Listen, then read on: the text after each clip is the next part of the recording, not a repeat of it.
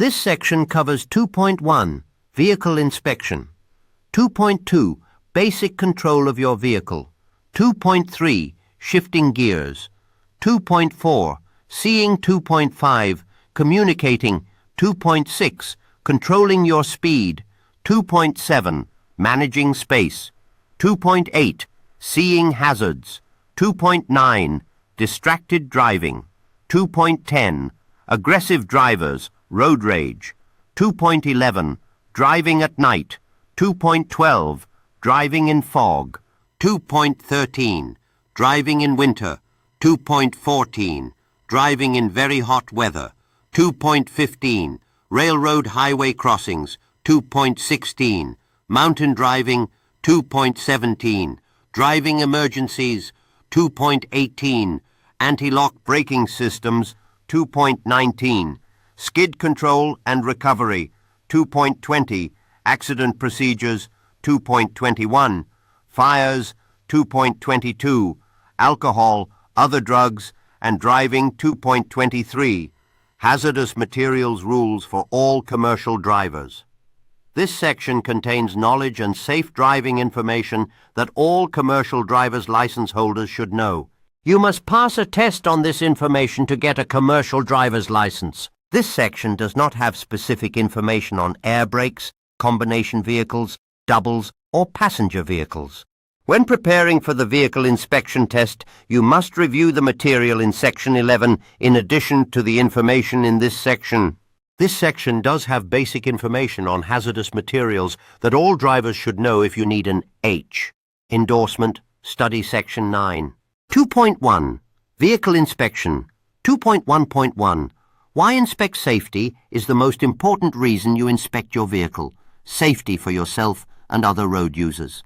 A vehicle defect found during an inspection could save you problems later. You could have a breakdown on the road that will cost time and dollars, or even worse, an accident caused by the defect. Federal and state laws require that drivers inspect their vehicles. Federal and state inspectors may also inspect your vehicles. If they judge the vehicle to be unsafe, they will put it out of service until it is fixed. 2.1.2. Types of vehicle inspections. Vehicle inspection. A vehicle inspection will help you identify problems that could cause an accident or a breakdown. Vehicle inspections should be performed routinely before operating the vehicle. Review the most recent vehicle inspection report. If applicable, make sure the vehicle has been released for service by the maintenance mechanics. The motor carrier must repair any items in the report that affect safety and certify on the report that the repairs were made or that they were unnecessary. Remember, when you get behind the wheel, you, not the mechanic, are responsible for the safe operation of the vehicle. If the defects have been repaired, sign the previous driver's report. Detailed information on vehicle inspections is available in Section 11 of this handbook. 2.1.2. Types of vehicle inspections. Vehicle inspection. A vehicle inspection will help you identify problems that could cause an accident or a breakdown. Vehicle inspections should be performed routinely before operating the vehicle. Review the most recent vehicle inspection report. If applicable, make sure the vehicle has been released for service by the maintenance mechanics. The motor carrier must repair any items in the report that affect safety and certify on the report that the repairs were made or that they were unnecessary. Remember, when you get behind the wheel, you, not the mechanic, are responsible for the safe operation of the vehicle. If the defects have been repaired, sign the previous driver's report. Detailed information on vehicle inspections is available in Section 11 of this handbook. Trip inspection for safety. During a trip, you should watch gauges for signs of trouble. Use your senses to check for problems. Look, listen, 10, smell and feel. Check these critical items when you stop. Tires, wheels and rims. Brakes, lights and reflectors. Brake and electrical connections to trailer. Trailer coupling devices. Cargo securement devices. After-trip inspection and report. You should do an after-trip inspection at the end of the trip day or tour of duty on each vehicle you operated. It may include filling out a vehicle condition report listing any problems you find. The inspection report helps a motor carrier know when the vehicle needs repairs. 2.13. What to look for. Tire problems. Too much or little air pressure. Bad wear. You need at least 4 32-inch tread depth in every major groove on front tires. You need 2 32-inch on other tires. No fabric should show through the tread or sidewall. Cuts or other damage. Tread separation. Dual tires that come in contact with each other or parts of the vehicle. Mismatched sizes. Radial and bias ply tires used together. Cut or cracked valve stems. And regrooved, recapped, or retreaded tires on the front wheels of a bus. These are prohibited. Wheel and rim problems. Damaged rims. Rust around wheel nuts may mean the nuts are loose. Check tightness. After a tire has been changed, stop a short while later and recheck tightness of nuts. Missing clamps, spacers, studs, or lugs mean danger. Mismatched, bent, or cracked lock rings are dangerous. Wheels or rims that have had welding repairs are not safe. Bad brake drums or shoes. Cracked drums. And shoes or pads with oil, grease, or brake fluid on them. Shoes worn dangerously thin, missing, or broken. Steering system defects. Missing nuts, bolts, cotter keys, or other parts. And bent, loose, or broken parts such as the steering column, steering gearbox, or tie rods. If power steering is equipped, check hoses, pumps, fluid level, and for leaks. And steering wheel play of more than 10 degrees, approximately 2 inches movement at the rim of a 20-inch steering wheel can make it hard to steer. Steering system. Steering wheel, tie, rod, steering shaft, power, steering cylinder, steering, arm, hydraulic fluid reservoir gearbox, drag link, pitman arm, steering, knuckle spindle. Suspension system defects. The suspension system holds up the vehicle and its load and keeps the axles in place. Therefore, broken suspension parts can be extremely dangerous. Look for spring hangers that allow movement of an axle from its proper position. Key suspension parts. Hydraulic shock absorber, leaf spring frame, vehicle frame, front axle, hanger, bearing plates, auxiliary, spring torque, rod, main, spring, shackle axle. Cracked or broken. Spring hangers. Missing or broken leaves in any leaf spring. If 1/4 or more are missing, it will put the vehicle out of service, but any defect could be dangerous. Safety defect. Broken leaf in spring. Broken leaf, main spring axle. A broken leaves in a multi-leaf spring, or leaves that have shifted so they might hit a tire or other part. Leaking shock absorbers. Torque rods or arms, U-bolts, spring hangers, or other axle positioning parts that are cracked, damaged, or missing. Air suspension systems that are damaged and or leaking. Air suspension parts. Height control, valve, frame reinforcement, upper bellows, support, shock absorber, spacer bracket, eye bolt, control, arm, anchor, plate, clamp, bolt, U-bolts, bellows, axle, seat, lower bellows. Any loose, cracked, broken, or missing frame members. Exhaust system defects. A broken exhaust system can let poison fumes into the cab or sleeper berth. Look for loose, broken, or missing exhaust pipes, mufflers, tailpipes, or vertical stacks. A loose, broken, or missing mounting brackets, clamps, bolts, or nuts. Exhaust system parts. Rubbing against fuel system parts, tires, or other moving parts of the vehicle. Exhaust system parts that are leaking. Emergency equipment. Vehicles must be equipped with emergency equipment. Look for fire extinguishers, spare electrical fuses unless equipped with circuit breakers, and warning devices for parked vehicles, for example 3 red reflective warning triangles, 6 fuses, or 3 liquid burning flares. 2.1.4 CDL Vehicle Inspection Test. To obtain a CDL, you will be required to pass a vehicle inspection test. You will be tested to see if you know whether your vehicle is safe to drive. You will be asked to do an inspection of your vehicle. You must point to or touch and name the item you are inspecting and explain why to the examiner. The following 7-step inspection method should be useful. Cargo, trucks. You must make sure the truck is not overloaded and the cargo is balanced and secured before each trip. If the cargo contains hazmat, you must inspect for proper papers and placarding. 2.157-step inspection method of inspection. Do a vehicle inspection the same way each time, so you will learn all the steps and be less likely to forget something. Approaching the vehicle. Notice the general condition. Look for damage or the vehicle leaning to one side. Look under the vehicle for fresh oil, coolant, grease, or fuel leaks. Check the area around the vehicle for hazards to vehicle movement. People, other vehicles, objects, low-hanging wires, limbs, etc. Vehicle Inspection Guide Step 1. Vehicle Overview Review. Last Vehicle Inspection Report. Drivers may have to make a vehicle inspection report in writing each day.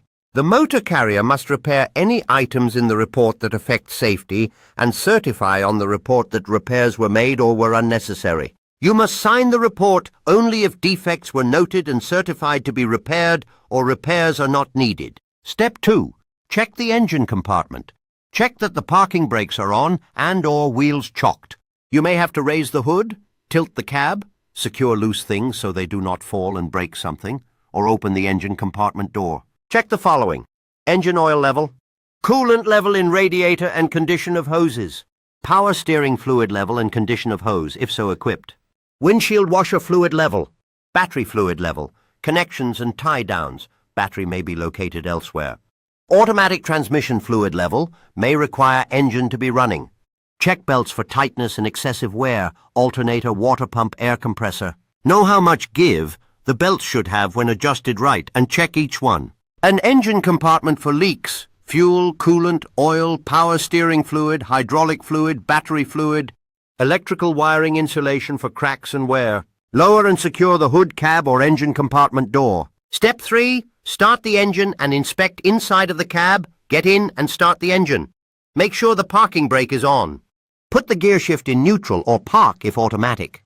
Start engine and listen for unusual noises.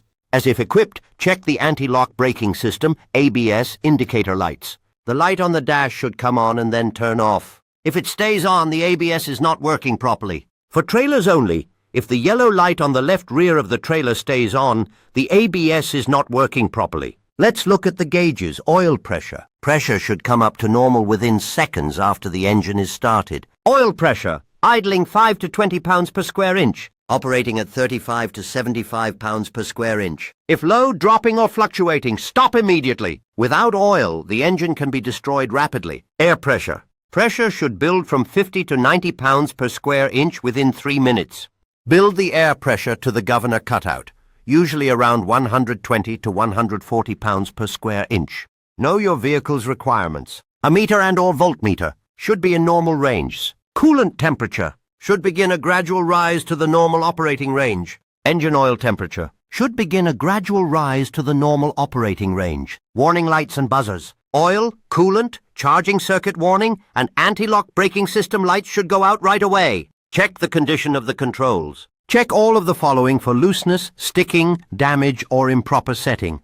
Steering wheel, clutch, accelerator, gas pedal, brake controls, foot brake, trailer brake, if the vehicle has one, parking brake, retarder controls, if the vehicle has them, transmission controls, interaxle differential lock, if the vehicle has one, horns, a windshield wiper washer, lights, headlights, dimmer switch, turn signal, four-way emergency flashers, parking clearance identification, marker switches. Check the safety belt. Check that the safety belt is securely mounted, adjusts and latches properly and is not ripped or frayed. Step 4. Turn off the engine and check the lights. Make sure the parking brake is set, turn off the engine and take the key with you. Turn on the headlights, low beams, and four-way emergency flashers and get out of the vehicle. Step 5. Do a walk-around inspection. Go to the front of the vehicle and check that the low beams are on and both four-way flashers are working. Push the dimmer switch and check that the high beams work. And turn off the headlights and four-way emergency flashers. Turn on the parking, clearance, side marker, and identification lights. Turn on the right turn signal and start the walk-around inspection. General, walk around and inspect the vehicle. And clean all lights, reflectors, and glass as you go along. Left front side. Driver's door glass should be clean. Door latches and locks should work properly. Left front wheel. Condition of the wheel and rim. No missing, bent or broken spacer studs, clamps, lugs, or any signs of misalignment. Condition of the tire. Properly inflated. Valve stem and cap intact and no serious cuts, bulges, or tread wear. Use a wrench to test rust-streaked lug nuts, indicating looseness. Hub oil level okay and no leaks. Left front suspension. Condition of the spring hangers, shackles, and U-bolts. Shock absorber condition. Left front brake. Condition of the brake drum or disc. Condition of the hoses. Front. Condition of the front axle. Condition of the steering system. No loose, worn, bent, damaged or missing parts. Must grab the steering mechanism to test for looseness. Condition of the windshield. Check for damage and clean if dirty. Check the windshield wiper arms for proper spring tension. Check the wiper blades for damage, stiff, rubber and securement. Lights and reflectors. Parking, clearance and identification lights are clean, operating and the proper color, amber at front. Reflectors are clean and the proper color, amber at front. Right front turn signal light is clean, operating and the proper color, amber or white on signals facing forward. Right side. Right front. Check all items as done for the left front. And primary and secondary safety cab locks are engaged if cab over engine design. Right fuel tanks. Securely mounted and not damaged or leaking. Fuel crossover line is secure. Tanks contain enough fuel. Caps are on and secure. Condition of the visible parts. Rear of the engine is not leaking. Transmission is not leaking. Exhaust system is secure, not leaking, and not touching wires, fuel or air lines. And frame and cross members have no bends or cracks. And air lines and electrical wiring are secured against snagging, rubbing or wearing. Spare tire carrier or rack is not damaged if so equipped. Spare tire and or wheel is securely mounted in the rack. Spare tire and wheel are adequate, proper size, properly inflated. Cargo is properly blocked, braced, tied, chained, etc. Header board is adequate and secure if required. Sideboards and stakes are strong enough, free of damage and properly set in place, if so equipped. Canvas or tarp, if required, is properly secured to prevent tearing, billowing or blocking of mirrors. If oversize, all required signs, flags, lamps and reflectors are safely and properly mounted and all required permits are in the driver's possession. Curbside cargo compartment doors are in good condition, securely closed, latched, locked, and required security seals are in place. Condition of the wheels and rims, no missing, bent or broken spaces, studs, clamps or lugs. Condition of the tires, properly inflated, valve stems and caps intact, and no serious cuts, bulges, or tread wear. Tires not rubbing each other, and nothing stuck between them. Tires are the same type, for example, not mixed radial and bias types. Tires are evenly matched, same size. Wheel bearing seals are not leaking. Suspension, condition of the springs, spring hangers, shackles, and U-bolts. Axles are secure. Powered axles are not leaking lube, gear oil. And condition of the torque rod arms and bushings. Condition of the shock absorbers. If retractable axle equipped, check the condition of the lift mechanism. If air-powered, check for leaks. And condition of the air ride components. Brakes, brake adjustment. Condition of the brake drums or discs. Condition of the hoses. Look for any wear due to rubbing. Lights and reflectors. Side marker lights are clean, operating, and the proper color, red at rear, others amber. And side marker reflectors are clean and the proper color, red at rear, others amber. Rear, lights and reflectors. Rear clearance and identification lights are clean, operating, and the proper color, red at rear. Reflectors are clean and the proper color, red at rear. Tail lights are clean, operating, and the proper color, red at rear. Right rear turn signals are operating, and the proper color, red, yellow, or amber at rear. A license plates are present, clean and secured. Splash guards are present, not damaged, properly fastened, not dragging on the ground, and not rubbing the tires. Cargo is secure, trucks. Cargo is properly blocked, braced, tied and chained, etc. Tailboards are up and properly secured. End gates are free of damage and properly secured in stake sockets. A canvas or tarp, if required, is properly secured to prevent tearing, billowing or blocking of either the rear view mirrors and rear lights. If over length or over width, make sure all signs and or additional lights flags are safely and properly mounted and all required permits are in the driver's possession. Rear doors are securely closed, latched and locked. Left side. Check all items as done for the right side plus battery eyes if not mounted in the engine compartment. A battery boxes is securely mounted to the vehicle. A box has a secure cover. A batteries are secured against movement, and batteries are not broken or leaking. Fluid in battery ease is at the proper level, except maintenance-free type. As cell caps are present and securely tightened, except maintenance-free type. Vents in the cell caps are free of foreign material, except maintenance-free type. Step 6. Check the signal lights. Get in and turn off the lights. Turn off all the lights. Turn on the stop lights. Apply the trailer handbrake or have a helper press the brake pedal. And turn on the left turn signal lights. Get out and check the lights. Left front turn signal light is clean, operating, and the proper color, amber or white on signals facing the front. Left rear turn signal light and both stop lights are clean, operating, and the proper color, red, yellow, or amber. Note: checks of the brake, turn signal, and four-way flasher functions must be done separately. Get in the vehicle, turn off the lights not needed for driving. Check for all the required papers, trip manifests, permits, etc. Secure all loose articles in the cab. They might interfere with the operation of the controls or hit you in an accident. Start the engine. Step 7. Start the engine and check. Test for hydraulic leaks. If the vehicle has hydraulic brakes, pump the brake pedal 3 times. Then apply firm pressure to the pedal and hold for 5 seconds. The pedal should not move. If it does, there may be a leak or other problem. Get it fixed before driving. If the vehicle has air brakes, do the checks described in sections 5 and 6 of this handbook. Brake system. Test the parking brakes. Fasten the safety belt. Set the parking brake, power unit only. Release the trailer parking brake if applicable. Place the vehicle into a low gear. Gently pull forward against the parking brake to make sure the parking brake holds.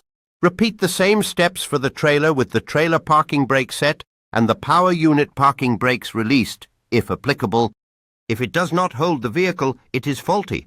Get it fixed. Test the service brake stopping action. Drive the vehicle about 5 miles per hour. Push the brake pedal firmly. Pulling to one side or the other can mean brake trouble. Any unusual brake pedal feel or delayed stopping action can mean trouble. If you find anything unsafe during the vehicle inspection, get it fixed. Federal and state laws forbid operating an unsafe vehicle. 2.1.6. Inspection during a trip. Check vehicle operation regularly. You should check instruments. Air pressure gauge, if you have air brakes. Temperature gauges. Pressure gauges. Ammeter, voltmeter. Mirrors. Tires. Cargo and cargo covers. Lights. If you see, hear, smell, or feel anything that might mean trouble, check it out. Safety inspection. Drivers of trucks and truck tractors transporting cargo must inspect the securement of the cargo within the first 50 miles of a trip. They must also inspect every 150 miles or every 3 hours after, whichever comes first. 2 and 17. After-trip inspection and report. You may have to make a written report each day on the condition of the vehicles you drove.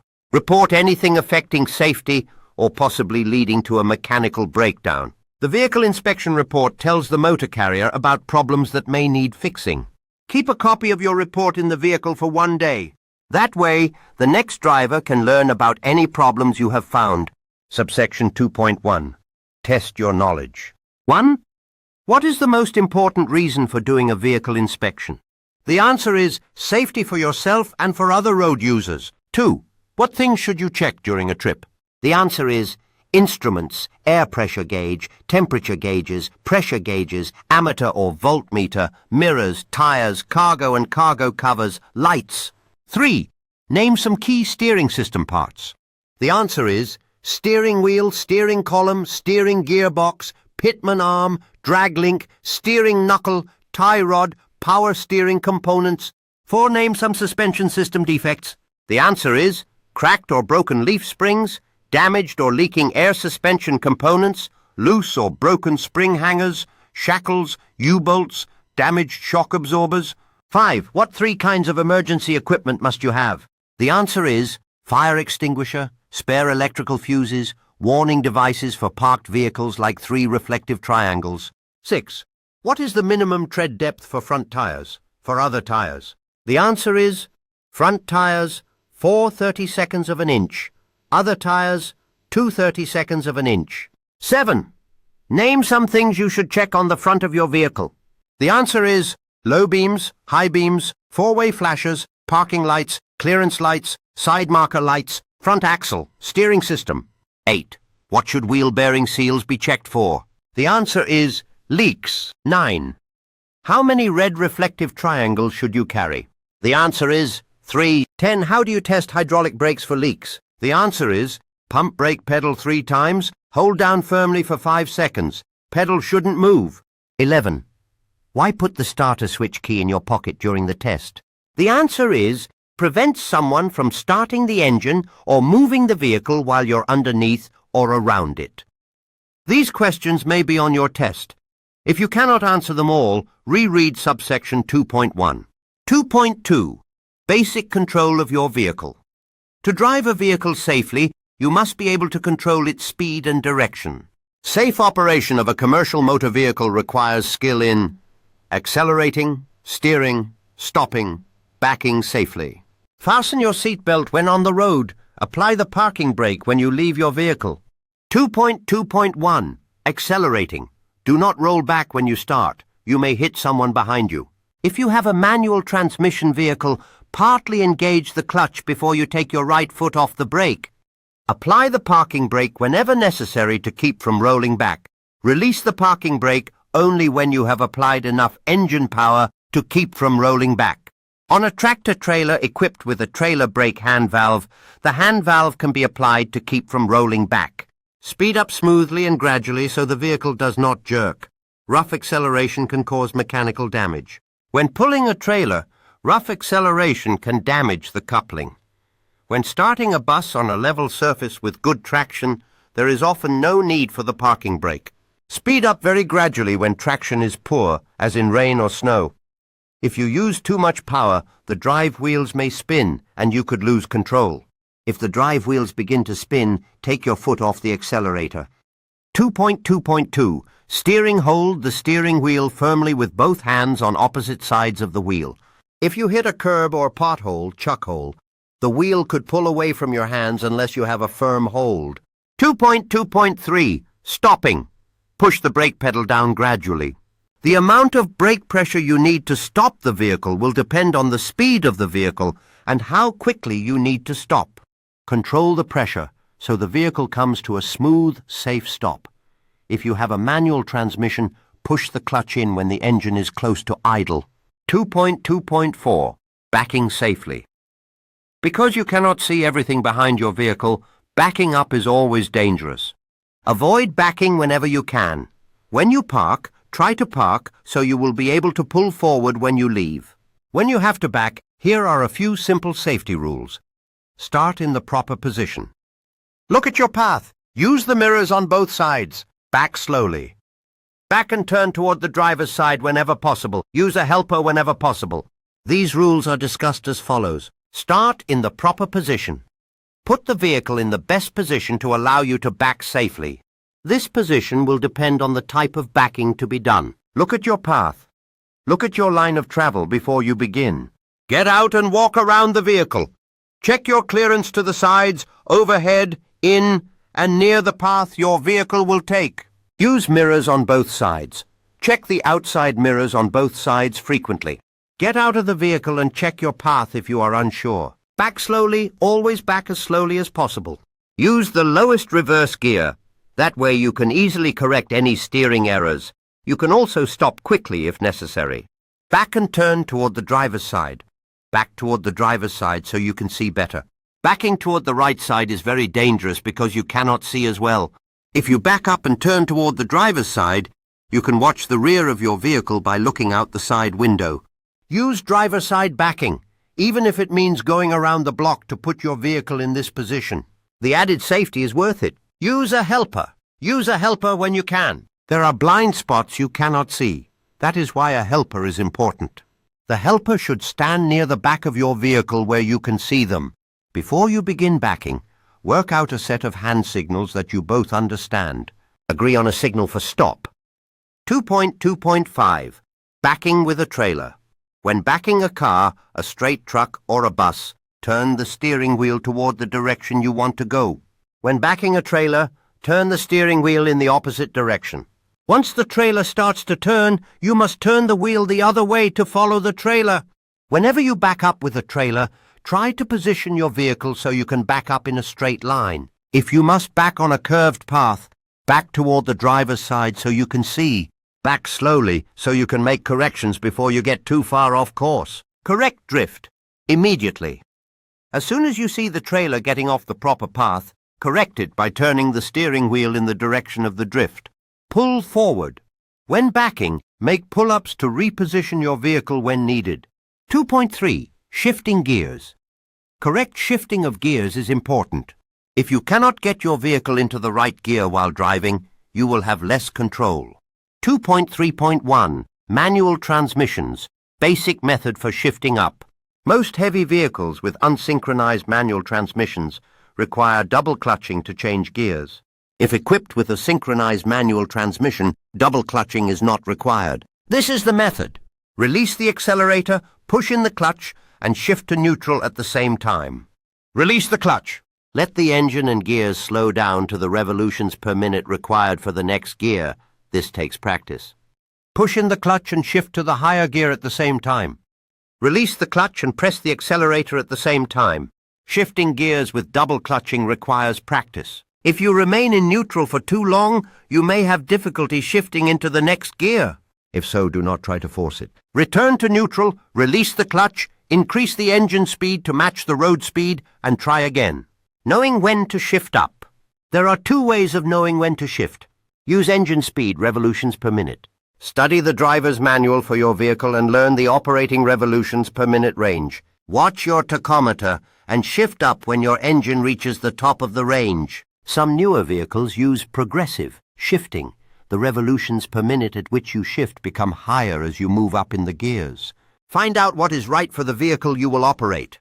Use road speed, miles per hour. Learn what speeds each gear is good for. Then, by using the speedometer, you will know when to shift up. With either method, you may learn to use engine sounds to know when to shift. Basic procedures for shifting down. Press the accelerator and increase the engine and gear speed to the revolutions per minute required in the lower gear. Push in the clutch and shift to the lower gear at the same time. Downshifting, like upshifting, requires knowing when to shift. Use either the tachometer or speedometer and downshift at the right revolutions per minute or road speed. Special conditions where you should downshift are before starting down a hill. Slow down and shift down to a speed that you can control without using the brakes hard. Otherwise, the brakes can overheat and lose their braking power. Make sure you are in a low enough gear, usually lower than the gear required to climb the same hill. Before entering a curve, slow down to a safe speed and downshift to the right gear. This lets you use some power through the curve to help the vehicle be more stable while turning. It also allows you to speed up as soon as you are out of the curve. 2.3.2 Multi-speed rear axles and auxiliary transmissions. Multi-speed rear axles and auxiliary transmissions are used on many vehicles to provide extra gears. You usually control them with a selector knob or switch on the gear shift lever of the main transmission. There are many different shift patterns. Learn the right way to shift gears in the vehicle you will drive. 2.3.3 Automatic transmissions. Some vehicles have automatic transmissions. You can select a low range to get greater engine braking when going down grades. The lower ranges prevent the transmission from shifting up beyond the selected gear, unless the governor's revolutions per minute are exceeded. It is very important to use this braking effect when going down grades. 2.3.4 Retarders. Some vehicles have retarders. Retarders help slow a vehicle, reducing the need to use your brakes. They reduce brake wear and give you another way to slow down. There are 4 basic types of retarders: exhaust, engine, hydraulic, and electric. All retarders can be turned on or off by the driver. On some vehicles, the retarding power can be adjusted. When turned on, retarders apply their braking power to the drive wheels only whenever you let up on the accelerator pedal all the way. Because these devices can be noisy, be sure you know where their use is permitted. Caution! When your drive wheels have poor traction, the retarder may cause them to skid. Therefore, you should turn the retarder off whenever the road is wet, icy, or snow-covered. Subsections 2.2 and 2.3 test your knowledge. 1. Why should you back toward the driver's side? The answer is, you should back toward the driver's side because it allows you to see the rear of your vehicle better and avoid accidents. 2. If stopped on a hill, how can you start moving without rolling back? The answer is, to start moving without rolling back on a hill, you can use the parking brake, partly engage the clutch, if manual transmission, and apply enough engine power before releasing the parking brake. 3. When backing, why is it important to use a helper? The answer is, using a helper when backing is important because they can see areas you can't, guiding you to avoid obstacles and accidents. 4. What is the most important hand signal that you and the helper should agree on? The answer is, the most important hand signal is the stop signal, so you can immediately halt if needed. 5. What are the 2 special conditions where you should downshift? The answer is, you should downshift 1. Before starting down a hill, 2. Before entering a curve. 6. When should you downshift an automatic transmission? The answer is, you should downshift automatic transmissions when going down grades or approaching a curve to get greater engine braking. 7 retarders keep you from skidding when the road is slippery, true or false? The answer is, false retarders can actually cause drive wheels to skid on slippery roads, so you should turn them off in such conditions. 8. What are the 2 ways to know when to shift? The answer is, you can know when to shift by 1. Using engine speed, revolutions per minute. 2. Using road speed, miles per hour. 2.4. Seeing. To be a safe driver, you need to know what is going on all around your vehicle. Not looking properly is a major cause of accidents. 2.4.1. Seeing ahead. All drivers look ahead, but many do not look far enough ahead. Importance of looking far enough ahead. Because stopping or changing lanes can take a lot of distance, knowing what the traffic is doing on all sides of you is very important. You need to look well ahead to make sure you have room to make these moves safely. How far ahead to look? Most good drivers look at least 12 to 15 seconds ahead. That means looking ahead of the distance you will travel in 12 to 15 seconds. At lower speeds, that is about 1 block. At highway speeds, it is about 1/4 of a mile. If you are not looking that far ahead, you may have to stop too quickly or make quick lane changes. Looking 12 to 15 seconds ahead does not mean not paying attention to closer things. Good drivers shift their attention back and forth near and far. Look for traffic. Look for vehicles coming onto the highway into your lane or turning. Watch for brake lights from slowing vehicles. By seeing these things far enough ahead, you can adjust your speed or change lanes if necessary to avoid a problem. If a traffic light has been green for a long time, it will probably change before you get there. Start slowing down and be ready to stop. 2.4. Seeing. 2.4.2. Seeing to the sides and rear. It is important to know what is going on behind and to the sides of you. Check your mirrors regularly. Check more often in special situations. Every California-registered motor vehicle must have at least 2 mirrors, including one attached to the left-hand side, and located to give a clear view of the roadway to the rear for a distance of at least 200 feet. Both left and right-hand rear view mirrors are required on a motor vehicle that is constructed or loaded to obscure the driver's view to the rear, or is towing a vehicle or load that blocks the view. How to use mirrors. Use mirrors correctly by checking them quickly and understanding what you see. When using your mirrors while driving on the road, check them quickly. Look back and forth between the mirrors and the road ahead. Do not focus on the mirrors for too long. Otherwise, you will travel quite a distance without knowing what is happening ahead. Many large vehicles have curved convex fisheye spot bug-eye mirrors that show a wider area than flat mirrors. This is often helpful. However, everything appears smaller in a convex mirror than it would if you were looking at it directly. Things also seem farther away than they really are. It is important to realize this and to allow for it. Mirror adjustment. Mirror adjustment should be checked before the start of any trip and can only be checked accurately when the trailers are straight.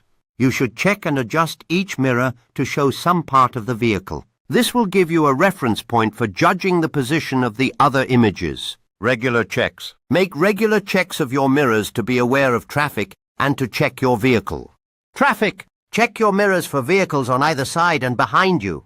In an emergency, you may need to know whether you can make a quick lane change. Use your mirrors to spot overtaking vehicles. There are blind spots that your mirrors cannot show you. Check your mirrors regularly to know where other vehicles are around you and to see if they move into your blind spots. Check your vehicle. Use the mirrors to keep an eye on your tires. It is one way to spot a tire fire. If you are carrying open cargo, you can use the mirrors to check it. Look for loose straps, ropes, or chains. Watch for a flapping or ballooning top. Special situations. Special situations require more than regular mirror checks. These are lane changes, turns, merges, and tight maneuvers. Lane changes. Check your mirrors to make sure no one is alongside or about to pass you. Check your mirrors before you change lanes to make sure there is enough room. After you signal to check that no one has moved into your blind spot. Right after you start the lane change to double-check that your path is clear. After you complete the lane change. Turns. In turns, check your mirrors to make sure the rear of your vehicle will not hit anything. Merges. When merging, use your mirrors to make sure the gap in traffic is large enough for you to enter safely. Tight maneuvers. Anytime you are driving in close quarters, check your mirrors often. Make sure you have enough clearance.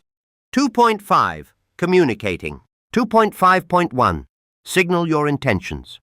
Other drivers cannot know what you are going to do until you tell them. Signaling your intentions is important for safety. Here are some general rules for signaling. Turns. There are 3 good rules for using turn signals. 1. Signal early. Signal well before you turn. It is the best way to keep others from trying to pass you. 2. Signal continuously. You need both hands on the wheel to turn safely. Do not cancel the signal until you have completed the turn. 3. Cancel your signal. Do not forget to turn off your turn signal after you have turned if you do not have self-cancelling signals. Lane changes. Put your turn signal on before changing lanes. Change lanes slowly and smoothly. That way, a driver you did not see may have a chance to honk their horn or avoid your vehicle. Slowing down. Warn drivers behind you when you see that you will need to slow down. A few light taps on the brake pedal, enough to flash the brake lights, should warn following drivers. Use the 4-way emergency flashers when you are driving very slowly or stopped. Warn other drivers in any of the following situations. Trouble ahead.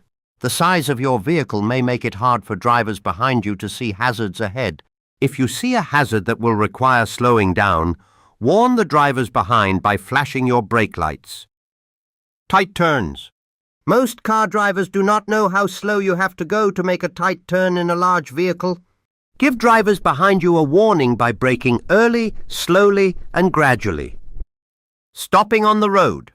Truck and bus drivers sometimes stop in the roadway to unload cargo or passengers, or to stop at a railroad crossing. Warn the following drivers by flashing your brake lights. Do not stop suddenly. Driving slowly. Drivers often do not realize how fast they are catching up to a slow vehicle until they are very close. If you must drive slowly, alert following drivers by turning on your emergency flashers if it is legal. Laws regarding the use of flashers differ from one state to another. Check the laws of the states where you will drive. Do not direct traffic. Some drivers try to help out others by signaling when it is safe to pass.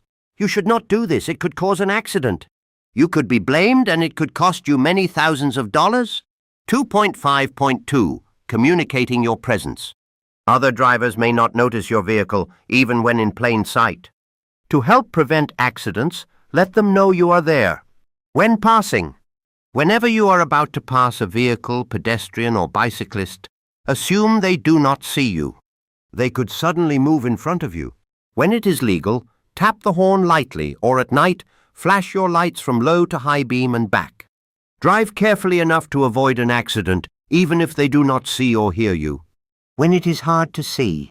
At dawn, dusk, in rain or snow, you need to make yourself easier to see. If you are having trouble seeing other vehicles, other drivers will have trouble seeing you.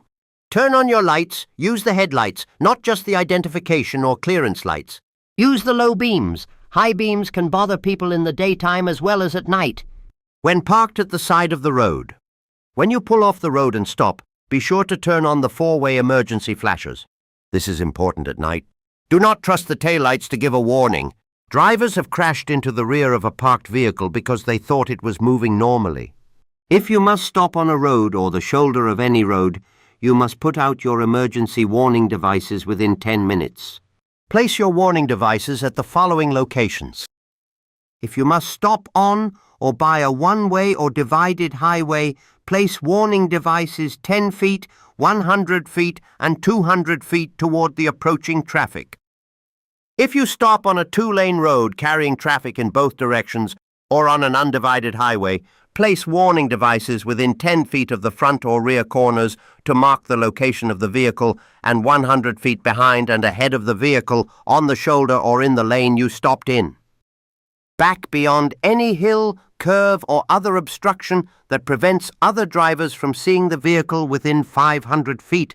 If the line of sight view is obstructed due to a hill or curve, move the rearmost triangle to a point back down the road so a warning is provided. When putting out the triangles, hold them between yourself and the oncoming traffic for your own safety, so other drivers can see you. Use your horn when needed. Your horn can let others know you are there. It can help to avoid an accident. Use your horn when needed. However, it can startle others and be dangerous when used unnecessarily. 2.6. Controlling your speed. Driving too fast is a major cause of fatal accidents. You must adjust your speed depending on driving conditions. These include traction, curves, visibility, traffic and hills. 2.6.1. Stopping distance. Perception distance plus reaction distance plus braking distance equals total stopping distance. Perception distance. This is the distance your vehicle travels in ideal conditions, from the time your eyes see a hazard until your brain recognizes it. Keep in mind, certain mental and physical conditions can affect your perception distance. It can be affected greatly depending on visibility and the hazard itself. The average perception time for an alert driver is 1 3/4 seconds. At 55 miles per hour, this accounts for 142 feet traveled. Reaction distance. This is the distance you will continue to travel in ideal conditions before you physically hit the brakes in response to a hazard seen ahead. The average driver has a reaction time of 3/4 second to 1 second. At 55 miles per hour, this accounts for 61 feet traveled. Braking distance. This is the distance your vehicle will travel in ideal conditions while you are braking. At 55 miles per hour, on dry pavement with good brakes, it can take about 216 feet. Total stopping distance. The total minimum distance your vehicle has traveled in ideal conditions with everything considered, including perception distance, reaction distance, and braking distance, until you can bring your vehicle to a complete stop. At 55 miles per hour, your vehicle will travel a minimum of 419 feet. Figure 2.11 shows the American football field in using distance. Effective speed on stopping distance. The faster you drive, the greater the impact or striking power of your vehicle. When you double your speed from 20 to 40 miles per hour, the impact is 4 times greater. The braking distance is also 4 times longer. Triple the speed from 20 to 60 miles per hour, and the impact and braking distance is 9 times greater. At 60 miles per hour, your stopping distance is greater than the length of an American football field. Increase the speed to 80 miles per hour, and the impact and braking distance are 16 times greater than at 20 miles per hour. High speeds greatly increase the severity of accidents and stopping distances. By slowing down, you can reduce braking distance. Effect of vehicle weight on stopping distance. The heavier the vehicle, the more work the brakes must do to stop it, and the more heat they absorb. The brakes, tires, springs and shock absorbers on heavy vehicles are designed to work best when the vehicle is fully loaded. Empty trucks require greater stopping distances because an empty vehicle has less traction. Control and stopping requirements. The service brake must hold the vehicle or combination of vehicles stationary on any grade on which it is operated under all conditions of loading or unloading, California Vehicle Code Section 26454. The service brakes of every motor vehicle or combination of vehicles must be capable of stopping from an initial speed of 20 miles per hour as follows maximum stopping distance in feet. Passenger vehicle 25. Single motor vehicle with a manufacturer's gross vehicle weight rating of less than 10,000 pounds, 30. Single motor vehicle with a manufacturer's gross vehicle weight rating of 10,000 pounds or more, or any bus, 40. Combination of vehicles consisting of a passenger vehicle or any motor vehicle with a manufacturer's gross vehicle weight rating of less than 10,000 pounds in combination with any trailer, semi-trailer or trailer coach, 40. All other combinations of vehicles, 50. 2.6.2 Matching speed to the road surface. You cannot steer or brake a vehicle unless you have traction. Traction is friction between the tires and the road. Some road conditions reduce traction and call for lower speeds. Slippery surfaces. It will take longer to stop, and it will be harder to turn without skidding when the road is slippery. Wet roads can double stopping distance. You must drive slower to be able to stop in the same distance as on a dry road. Reduce speed by about 1/3, for example, slow from 55 to about 35 miles per hour on a wet road. On packed snow, reduce speed by a half or more. If the surface is icy, reduce speed to a crawl and stop driving as soon as you can safely do so. Identifying slippery surfaces. Sometimes it is hard to know if the road is slippery. Here are some signs of slippery roads. Shaded areas. Shady parts of the road will remain icy and slippery long after open areas have melted. Bridges. When the temperature drops, bridges will freeze before the road will. Be especially careful when the temperature is close to 32 degrees Fahrenheit. Melting ice. Slight melting will make ice wet. Wet ice is much more slippery than ice that is not wet. Black ice. Black ice is a thin layer that is clear enough that you can see the road underneath it. It makes the road look wet. Any time the temperature is below freezing and the road looks wet, watch out for black ice. Vehicle icing. An easy way to check for ice is to open the window and feel the front of the mirror support or antenna. If there is ice on these, the road surface is probably starting to ice up. Just after rain begins. Right after it starts to rain, the water mixes with oil left on the road by vehicles. This makes the road very slippery. If the rain continues, it will wash the oil away. Hydroplaning.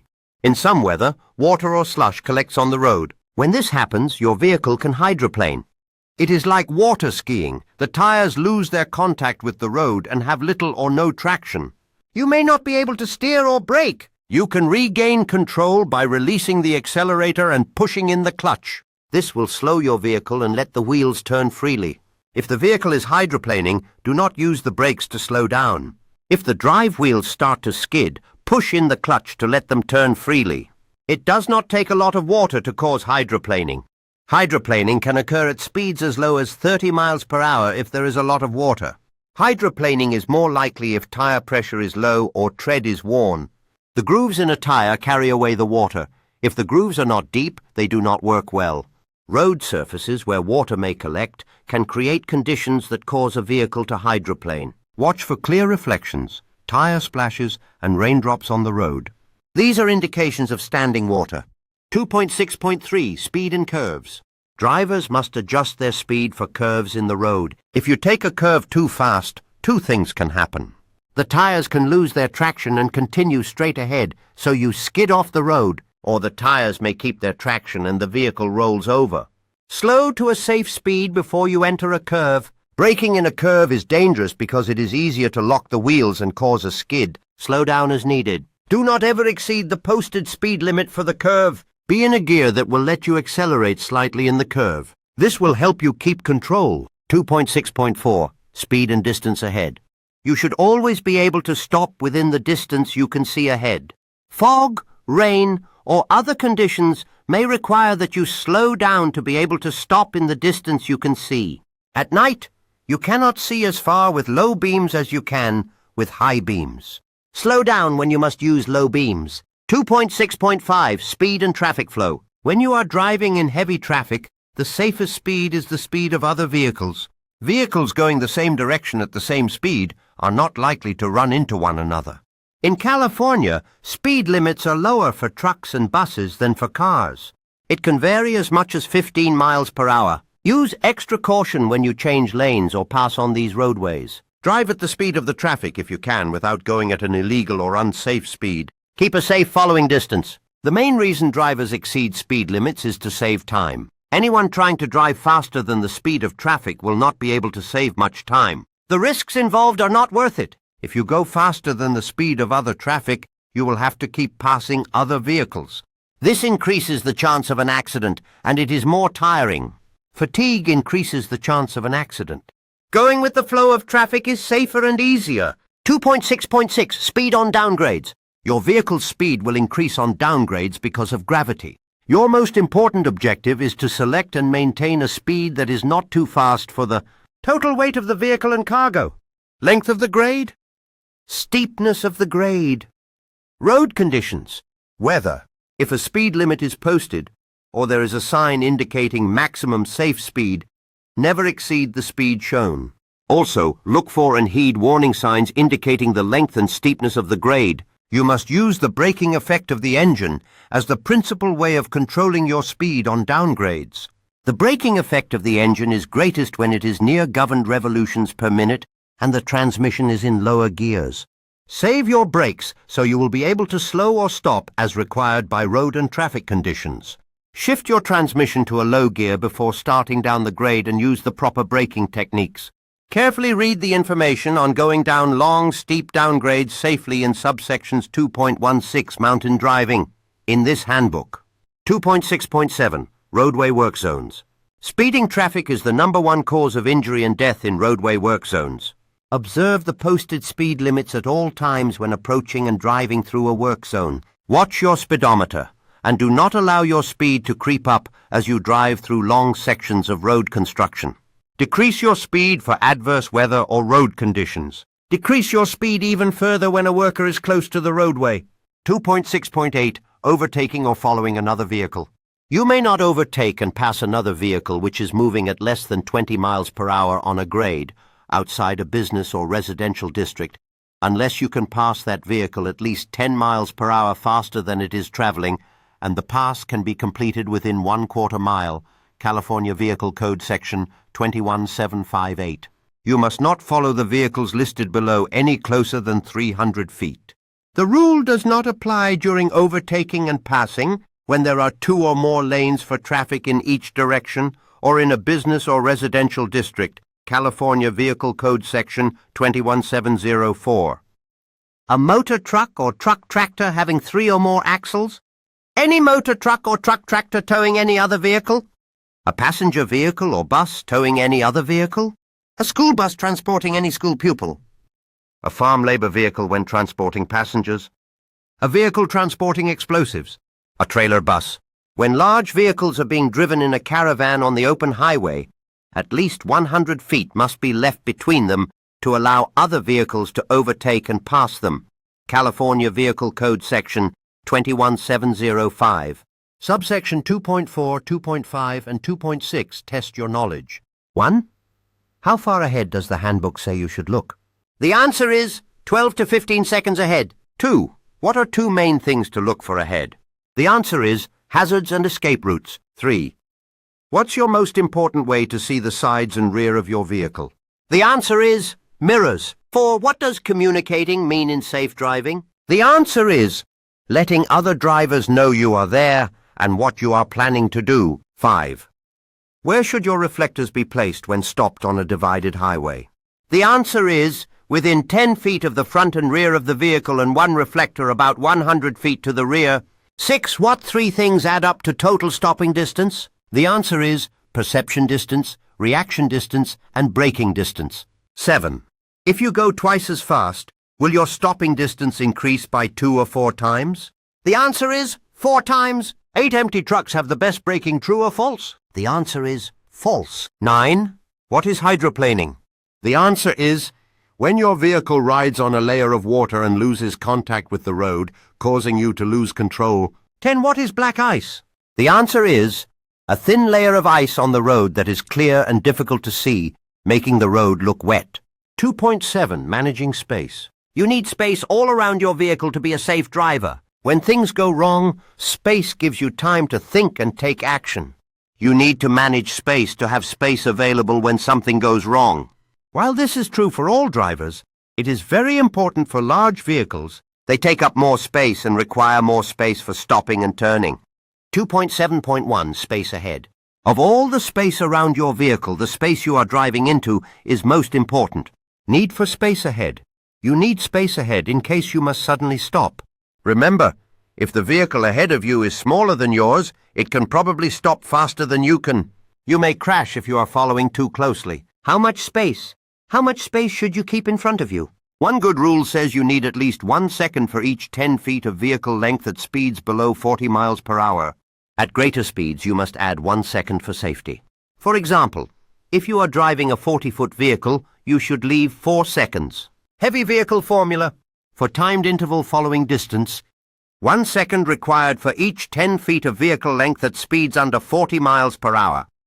Above 40 miles per hour, use same formula, then add 1 second for the additional speed. 40-foot truck, under 40 miles per hour, yields 4 seconds. 50-foot truck, above 40 miles per hour, yields 6 seconds. 60-foot truck, under 40 miles per hour, yields 6 seconds. To know how much space you have, wait until the vehicle ahead passes a shadow on the road, a pavement marking or some other clear landmark. Then count off the seconds like this: 1001, 1002, and so on until you reach the same spot. Compare your count with the rule of 1 second for every 10 feet of length. If you are driving a 40-foot truck and only counted up to 2 seconds, you are too close. Drop back a little and count again until you have 4 seconds of following distance, or 5 seconds if you're going over 40 miles per hour. After a little practice, you will know how far back you should be. Remember to add 1 second for speeds above 40 miles per hour.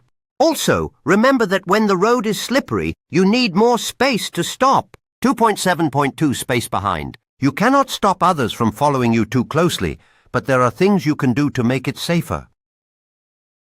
Stay to the right. Heavy vehicles are often tailgated when they cannot keep up with the speed of traffic. This often happens when you're going uphill. If a heavy load is slowing you down, stay in the right lane if you can. Going uphill, you should not pass another slow vehicle unless you can get around quickly and safely. Dealing with tailgaters safely. In a large vehicle, it is often hard to see whether a vehicle is close behind you. You may be tailgated. When you are traveling slowly, drivers trapped behind slow vehicles often follow closely. In bad weather, many small vehicle drivers follow large vehicles closely during bad weather, especially when it is hard to see the road ahead. If you find yourself being tailgated, here are some things you can do to reduce the chances of an accident. Avoid quick changes. If you have to slow down or turn, signal early and reduce speed very gradually. Increase your following distance. Open up room in front of you to help you avoid having to make sudden speed or direction changes. It also makes it easier for the tailgater to get around you. 2.7.3 space to the sides. Commercial motor vehicles are often wide and take up most of a lane. Safe drivers will manage what little space they have. You can do this by keeping your vehicle centered in your lane and avoiding driving alongside others. Staying centered in a lane. Keep your vehicle centered in the lane to keep a safe clearance on either side. If your vehicle is wide, you have little room to spare. Traveling next to others. There are 2 dangers in traveling alongside other vehicles. Another driver may change lanes suddenly and turn into you. You may be trapped when you need to change lanes. Find an open spot where you are not near other traffic.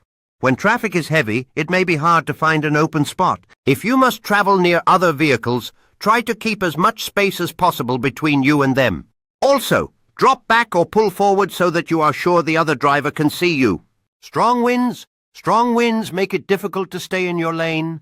The problem is usually worse for lighter vehicles. This problem can be especially bad coming out of tunnels. Do not drive alongside others if you can avoid it. 2.7.4 space overhead. Hitting overhead objects is a danger. Make sure you always have overhead clearance. Do not assume that the heights posted at bridges and overpasses are correct. Repaving or packed snow may have reduced the clearances since the heights were posted. The weight of a cargo van changes its height. An empty van is higher than a loaded one. Clearing under a bridge when your commercial motor vehicle was loaded does not mean it will clear when you are empty. If you doubt you have safe space to pass under an object, go slowly. If you are not sure you can make it, take another route. Warnings are often posted on low bridges or underpasses, but sometimes they are not. Some roads can cause a vehicle to tilt. There can be a problem clearing objects along the edge of the road, such as signs, trees, or bridge supports. Where this is a problem, drive a little closer to the center of the road. Before you back into an area, get out and check for overhanging objects such as branches or electric wires. It is easy to miss seeing them while you are backing. Also check for other hazards at the same time. 2.7.5 space below. Many drivers forget about the space under their vehicles. This space can be very small when a vehicle is heavily loaded. This is often a problem on dirt roads and unpaved yards. Do not take a chance on getting hung up. Drainage channels across roads can cause the ends of some vehicles to drag. Cross such depressions carefully. Railroad tracks can also cause problems, particularly when pulling trailers with a low underneath clearance. Do not take a chance on getting hung up halfway across. 2.7.6 Space for turns. The space around a truck or bus is important in turns. Large vehicles can hit other vehicles or objects during turns because of wide turning and off-tracking. Right turns. Here are some rules to help prevent right turn accidents. Turn slowly to give yourself and others more time to avoid problems. If you are driving a truck or bus that cannot make the right turn without swinging into another lane, turn wide as you complete the turn. Keep the rear of your vehicle close to the curb. This will stop other drivers from passing you on the right. Do not turn wide to the left as you start the turn. A following driver may think you are turning left and try to pass you on the right. You may crash into the other vehicle as you complete your turn. If you must cross into the oncoming lane to make a turn, watch out for vehicles coming toward you. Give them room to go by or stop. However, do not back up for them because you might hit someone behind you. Left turns. On a left turn, make sure you reach the center of the intersection before you start the left turn. If you turn too soon, the left side of your vehicle may hit another vehicle because of off-tracking. 2.8 Seeing hazards. 2.8.1 Importance of seeing hazards. What is a hazard? A hazard is any road condition or other road user, driver, motorcyclist, bicyclist, and pedestrian that is a possible danger. For example, a vehicle in front of you is headed toward the freeway exit. The brake lights come on and they begin braking hard. This could mean the driver is uncertain about taking the off-ramp. They might suddenly return to the highway. This vehicle is a hazard. If the vehicle cuts in front of you, it is no longer just a hazard. It is an emergency. Seeing hazards lets you be prepared. You will have more time to act if you see hazards before they become emergencies. In the example above, you might make a lane change or slow down to prevent an accident if the vehicle suddenly cuts in front of you. Seeing this hazard gives you time to check your mirrors and signal a lane change. Being prepared reduces the danger. A driver who did not see the hazard until the slow vehicle pulled back on the highway in front of them would have to do something very suddenly. Sudden braking or a quick lane change is more likely to lead to an accident. Learning to see hazards. There are often clues to help you see hazards. The more you drive, the better you can learn to see hazards. This section will talk about hazards that you should be aware of. 2.8.2 Hazardous roads. Move over laws. The incidents of law enforcement officers, emergency medical services, fire department personnel, and people working on the road being struck while performing duties at the roadside are increasing at a frightening pace. Move-over laws have been enacted, which require drivers to slow and change lanes when approaching a roadside incident to lessen the problem. Signs are posted on roadways in states that have such laws. When approaching an authorized emergency vehicle stopped on the roadside or a work zone, proceed with caution by slowing and yielding the right-of-way by changing into a lane not next to that of the authorized emergency vehicle or work zone if safety and traffic conditions permit. If a lane change is unsafe, slow down and proceed with caution while maintaining a safe speed for traffic conditions. In California, failing to obey the move-over law is an infraction, punishable by a fine, California Vehicle Code Section 21809. Slow down and be very careful if you see any of the following road hazards. Work zones. When people are working on the road, it is a hazard. There may be narrower lanes, sharp turns, or uneven surfaces. Other drivers are often distracted and drive unsafely. Workers and construction vehicles may get in the way. Drive slowly and carefully near work zones. Use your four-way emergency flashers or brake lights to warn drivers behind you. Drop off. Sometimes the pavement drops off sharply near the edge of the road. Driving too near the edge can tilt your vehicle toward the side of the road. This can cause the top of your vehicle to hit roadside objects such as signs or tree limbs. Also, it can be hard to steer as you cross the drop-off, go off the road, or come back on. Foreign objects. Things that have fallen on the road can be hazards. They can be a danger to your tires and wheel rims. They can damage electrical and brake lines. They can be caught between dual tires and cause severe damage. Some obstacles that appear to be harmless can be very dangerous. For example, cardboard boxes may be empty, but they may also contain some solid or heavy material capable of causing damage. The same is true of paper and cloth sacks. It is important to remain alert for objects of all sorts, so you can see them early enough to avoid them without making sudden, unsafe moves. Off-ramps, on-ramps. Freeway and turnpike exits can be particularly dangerous for commercial motor vehicles. Often on-ramps often have speed limit signs posted. Remember, these speeds may be safe for small vehicles, but may not be safe for larger vehicles or heavily loaded vehicles. Exits that go downhill and turn at the same time can be especially dangerous. The downgrade makes it difficult to reduce speed. Braking and turning at the same time can be a dangerous practice. Make sure you are going slowly enough before you get on the curved part of an off or on ramp. 2.8.3. Drivers who are hazards. In order to protect yourself and others, you must know when other drivers may do something hazardous. Some clues to this type of hazard are discussed below. Blocked vision. People who cannot see others are a very dangerous hazard. Be alert for drivers whose vision is blocked. Vans, loaded station wagons and small vehicles with the rear window blocked are examples. Rental trucks should be watched carefully. Their drivers are often not used to the limited vision they have to the sides and rear of the truck. In winter, vehicles with frosted, ice-covered or snow-covered windows are hazards. Vehicles may be partly hidden by blind intersections or alleys.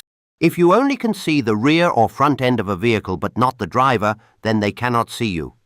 Be alert because they may back out or enter into your lane. Always be prepared to stop. Delivery trucks can present a hazard. Packages or vehicle doors often block the driver's vision. Drivers of step vans, postal vehicles, and local delivery vehicles are often in a hurry and may suddenly step out of their vehicle or drive their vehicle into the traffic lane. Parked vehicles can be hazards. People may start to get out of their vehicles, or they may suddenly start up and drive into your way. Watch for movement inside the vehicle or movement of the vehicle itself that shows people are inside. Watch for brake lights, backup lights, exhaust and other clues that a driver is about to move. Be careful of a stopped bus. Passengers may cross in front of or behind the bus, and they often cannot see you. Pedestrians and bicyclists can also be hazards. Walkers, joggers and bicyclists may be on the road with their back to the traffic so they cannot see you. Sometimes they wear portable stereos with headsets so they cannot hear you either. This can be dangerous. On rainy days, pedestrians may not see you because of hats or umbrellas. They may be hurrying out of the rain and may not pay attention to the traffic. Distractions. People who are distracted are hazards. Watch where they are looking. If they are looking elsewhere, they cannot see you. Be alert even when they are looking at you. They may believe they have the right of way. Children. Children tend to act quickly without checking traffic. Children playing with one another may not look for traffic and are a serious hazard. Talkers. Drivers or pedestrians talking to one another may not be paying close attention to the traffic. Workers. People working on or near the roadway are a hazard clue. The work creates a distraction for other drivers and the workers themselves may not see you. Ice cream trucks. Someone selling ice cream is a hazard clue. Children may be nearby and may not see you. Disabled vehicles. Drivers changing a tire or fixing an engine often do not pay attention to the danger roadway traffic is to them. They are often careless. Jacked up wheels or raised hoods are hazard clues. Accidents. Accidents are particularly hazardous. People involved in the accident may not look for traffic. Passing drivers tend to look at the accident. People often run across the road without looking. Vehicles may slow or stop suddenly. Shoppers. People in and around shopping areas are often not watching traffic because they are looking for stores or looking into store windows. People often run across the parking lot without looking. Vehicles may slow down or suddenly stop. Confused drivers. Confused drivers often change direction suddenly or stop without warning. Confusion is common near freeway or turnpike interchanges and major intersections. Tourists unfamiliar with the area can be very hazardous. Clues to tourists include car-top luggage and out-of-state license plates. Unexpected actions, stopping in the middle of a block, changing lanes for no apparent reason, backup lights suddenly going on, are clues to confusion. Hesitation is another clue, including driving very slowly, using brakes often, or stopping in the middle of an intersection. You may also see drivers who are looking at street signs, maps, and house numbers. These drivers may not be paying attention to you. Slow drivers, motorists who fail to maintain normal speed are hazards. Seeing slow-moving vehicles early can prevent an accident. Some vehicles by their nature are slow, and seeing them is a hazard clue. Mopeds, farm machinery, construction machinery, tractors, etc. Some of these will have the slow-moving vehicle emblem to warn you. This is a red triangle with an orange center. Vehicles displaying this emblem are not designed to attain a speed greater than 25 miles per hour. Drivers signaling a turn may be a hazard. Drivers signaling a turn may slow more than expected or stop. If they are making a tight turn into an alley or driveway, they may go very slowly. If pedestrians or other vehicles block them, they may have to stop on the roadway. Vehicles turning left may have to stop for oncoming vehicles. Drivers in a hurry. Drivers may feel your commercial motor vehicle is preventing them from getting where they want to go on time. Such drivers may pass you without a safe gap in the oncoming traffic, cutting too close in front of you. Drivers entering the road may pull in front of you in order to avoid being stuck behind you, causing you to brake. Be aware of this and watch for drivers who are in a hurry. Impaired drivers. Drivers who are sleepy, have had too much to drink, are on drugs or are ill, are hazards. Some clues to these drivers are weaving across the road or drifting from one side to another. Leaving the road, dropping right wheels onto the shoulder or bumping across a curb in a turn. Stopping at the wrong time, stopping at a green light or waiting too long at a stop. Open window in cold weather. Speeding up or slowing down suddenly and driving too fast or too slow. Driver body movement as a clue. Drivers look in the direction they are going to turn. You may sometimes get a clue from a driver's head and body movements that a driver may be going to make a turn even though the turn signals are not on. Drivers making over-the-shoulder checks may be going to change lanes. These clues are most easily seen in motorcyclists and bicyclists. Watch other road users and try to tell whether they might do something hazardous. Conflicts. You are in conflict when you have to change speed and/or direction to avoid hitting someone. Conflicts occur at intersections where vehicles meet, at merges, such as turnpike on ramps, and where lane changes are needed, such as the end of a lane forcing a move to another lane of traffic. Other situations include slow-moving or stalled traffic in a traffic lane and accident scenes. Watch for other drivers who are in conflict because they are a hazard to you. When they react to this conflict, they may do something that will put them in conflict with you. 2.8.4. Always have a plan. You should always be looking for hazards. Continue to learn to see hazards on the road. However, do not forget why you are looking for the hazards. They may turn into emergencies. Look for the hazards to have time to plan a way out of any emergency. When you see a hazard, think about the emergencies that could develop and figure out what you would do. Always be prepared to take action based on your plans. In this way, you will be a prepared, defensive driver who will improve your own safety as well as the safety of all road users. Subsections 2.7 and 2.8. Test your knowledge. 1. How do you find out how many seconds of following distance space you have? The answer is, you can determine your following distance in seconds by observing when the vehicle ahead passes a stationary object. Begin counting the seconds, 1001, 1002, etc., until the front of your vehicle reaches the same stationary object. The number of seconds counted represents your following distance. 2. If you are driving a 30-foot vehicle at 55 miles per hour, how many seconds of following distance should you allow? The answer is, for a 30-foot vehicle, the basic rule requires 3 seconds, 1 second for every 10 feet of vehicle length. At 55 miles per hour, which is above 40 miles per hour, an additional second is recommended. Therefore, you should allow a minimum of 4 seconds of following distance, and 3. You should decrease your following distance if somebody is following you too closely, true or false.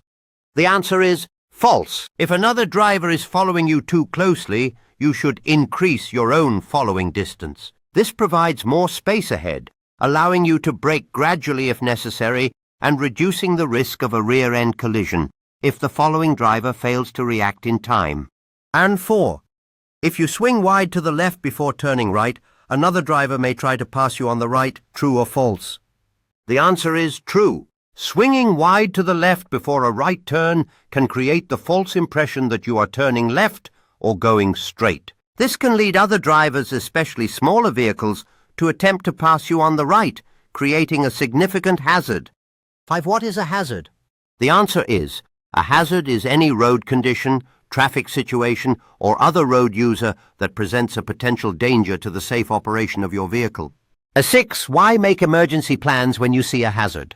The answer is, making emergency plans when you identify a hazard is crucial because it allows you to anticipate potential dangers and mentally prepare a course of action in advance. This reduces your reaction time, enables you to respond more quickly and effectively, and significantly increases your chances of avoiding an incident. 2.9. Distracted driving. A driver distraction is anything that takes your attention away from driving. Whenever you are driving a vehicle and your full attention is not on the driving task, you are putting yourself, your passengers, other vehicles, and pedestrians in danger. Distracted driving can cause accidents, resulting in injury, death, or property damage. Activities inside the vehicle that can distract your attention include talking to passengers, adjusting the radio, compact disc player or climate controls, eating, drinking, smoking, reading maps or other literature, picking up something that fell, talking on a cell phone or citizens' band radio, reading or sending text messages, using any type of telematics or electronic devices, daydreaming or being occupied with other mental distractions, and many others. Possible distractions that could occur outside a moving vehicle, traffic, vehicles or pedestrians, events such as police pulling someone over, an accident scene or road construction, sunlight, sunset, objects in roadway, reading billboards or other road advertisements, and many others. 2.9.1. The distracted driving crash problem. The large truck crash causation study reported that 8% of large truck accidents occurred when commercial motor vehicle drivers were externally distracted, and 2% of large truck accidents occurred when the driver was internally distracted. Approximately 5,500 people are killed each year on United States roadways, and an estimated 448,000 are injured in motor vehicle accidents involving distracted driving. 2.9.2. Effects of distracted driving. Effects of distracted driving include slowed perception, which may cause you to be delayed in perceiving or completely fail to perceive an important traffic event. Delayed decision-making and improper action can cause you to be delayed in taking the proper action or make incorrect inputs to the steering, accelerator, or brakes. 2.9.3. Types of distractions. There are many causes of distraction, all with the potential to increase risk. Physical distraction causes you to take your hands off the wheel or eyes off the road, such as reaching for an object. Mental distraction takes your mind away from the road, such as engaging in conversation with a passenger or thinking about something that happened during the day.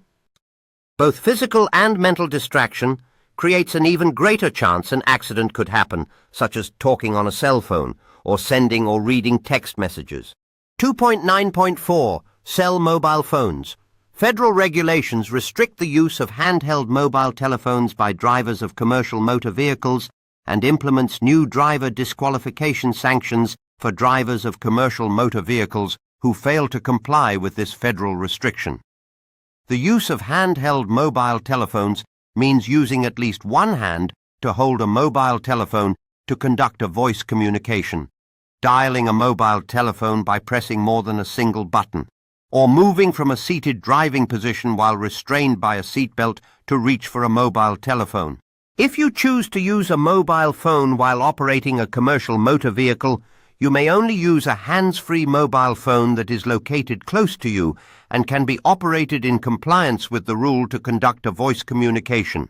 Your commercial driver's license will be disqualified after 2 or more convictions of any state law on handheld mobile telephone use while operating a commercial motor vehicle. In California, you are not allowed to use an electronic device while driving unless it is hands-free. If you must use your electronic communication device while driving, follow these tips. Try to keep it brief and never use the electronic device for social visiting. Hang up your cell phone in difficult traffic situations. Do not use the vehicle's equipment or any electronic communication device when approaching locations with heavy traffic, road construction, heavy pedestrian traffic, or severe weather conditions. Do not attempt to type or read messages. 2.9.5. Texting. Federal regulations prohibit texting by commercial motor vehicle drivers while operating in interstate commerce. Texting means manually entering text into or reading text from an electronic device. This includes, but is not limited to, short message service, emailing, instant messaging, or engaging in any other form of electronic text retrieval or entry. Your commercial driver's license will be disqualified after 2 or more convictions of any state law on texting while operating a commercial motor vehicle. Research shows that the odds of being involved in a safety-critical event is 23.2 times greater for commercial motor vehicle drivers who engage in texting while driving than for those who do not. 2.9.6. Do not drive distracted. Your goal should be to eliminate all in-vehicle distractions before driving begins. Accomplish this by assessing all potential in-vehicle distractions before driving, developing a preventative plan to eliminate possible distractions, expecting distractions to occur, discussing possible scenarios before getting behind the wheel. Some tips to follow so you will not become distracted. Turn off all communication devices. If you must use a mobile phone, use a hands-free device. Do not type or read a text message on a mobile device while driving. Familiarize yourself with your vehicle's features and equipment before you get behind the wheel. Adjust all vehicle controls and mirrors to your preferences prior to driving. Pre-program radio stations and preload your favorite compact discs. Clear the vehicle of any unnecessary objects and secure cargo. Review maps, program the global positioning system, and plan your route before you begin driving. 2.9.7. Watch out for other distracted drivers. You need to be able to recognize other drivers who are engaged in any form of driving distraction. Watch for vehicles that may drift over the lane divider lines or within their own lane, vehicles traveling at inconsistent speeds, drivers who are preoccupied with maps, food, cigarettes, cell phones, or other objects, drivers who appear to be involved in conversations with their passengers. Give a distracted driver plenty of room and maintain your safe following distance. Be very careful when passing a driver who seems to be distracted. 2.10. Aggressive drivers' road rage. 2.10.1. What is it? Aggressive driving and road rage is not a new problem. However, in today's world, where heavy and slow-moving traffic and tight schedules are the norm, more and more drivers are taking out their anger and frustration in their vehicles. Crowded roads leave little room for error, leading to suspicion and hostility among drivers and encouraging them to take personally the mistakes of other drivers. Aggressive driving is the act of operating a motor vehicle in a selfish, bold, or pushy manner without regard for the rights or safety of others. One sign of an aggressive driver is a driver changing lanes frequently and abruptly without notice. Road rage is operating a motor vehicle with the intent of doing harm to others or physically assaulting a driver or their vehicle. 2.10.2. Do not be an aggressive driver. How you feel before you start your vehicle has a lot to do with how stress will affect you while driving. Reduce your stress before and while you drive. Listen to easy listening music. Give the drive your full attention. Do not allow yourself to become distracted by talking on your cell phone, eating, etc. Be realistic about your travel time. Expect delays because of traffic, construction, or bad weather, and make allowances. If you are going to be later than you expected, deal with it. Take a deep breath and accept the delay. Give other drivers the benefit of the doubt. Try to imagine why he or she is driving that way. Whatever their reason, it has nothing to do with you. Slow down and keep your following distance reasonable. Do not drive slowly in the left lane of traffic. Avoid gestures. Keep your hands on the wheel. Avoid making any gestures that might anger another driver, even seemingly harmless expressions of irritation like shaking your head. Be a cautious and courteous driver. If another driver seems eager to get in front of you, say, "Be my guest." This response will soon become a habit, and you will not be as offended by other drivers' actions. 2.10.3. What you should do when confronted by an aggressive driver. First and foremost, make every attempt to get out of their way. Put aside your pride. Do not challenge them by speeding up or attempting to hold your own in your travel lane. Avoid eye contact. Ignore gestures and refuse to react to them. Report aggressive drivers to the appropriate authorities by providing a vehicle description, license number, location, and, if possible, direction of travel. If you have a cell phone and can use it safely, call the police. If an aggressive driver is involved in an incident farther down the road, stop a safe distance from the incident scene, wait for the police to arrive, and report the driving behavior you witnessed. 1. What are some tips to follow so you will not become a distracted driver? The answer is, turn off all communication devices, use hands-free devices, don't type or read text messages, familiarize yourself with your vehicle's features, adjust controls before driving, and avoid eating or smoking while driving. 2. How do you use in-vehicle communications equipment cautiously? The answer is, use hands-free devices, keep conversations brief, and avoid complex conversations while driving. 3. How do you recognize a distracted driver? The answer is, watch for vehicles drifting over lane lines, traveling at inconsistent speeds, or drivers preoccupied with objects or conversations. 4. What is the difference between aggressive driving and road rage? The answer is, aggressive driving is operating a vehicle in a selfish or pushy manner, while road rage is operating a vehicle with intent to harm others or physically assault a driver or vehicle. 5. What should you do when confronted with an aggressive driver?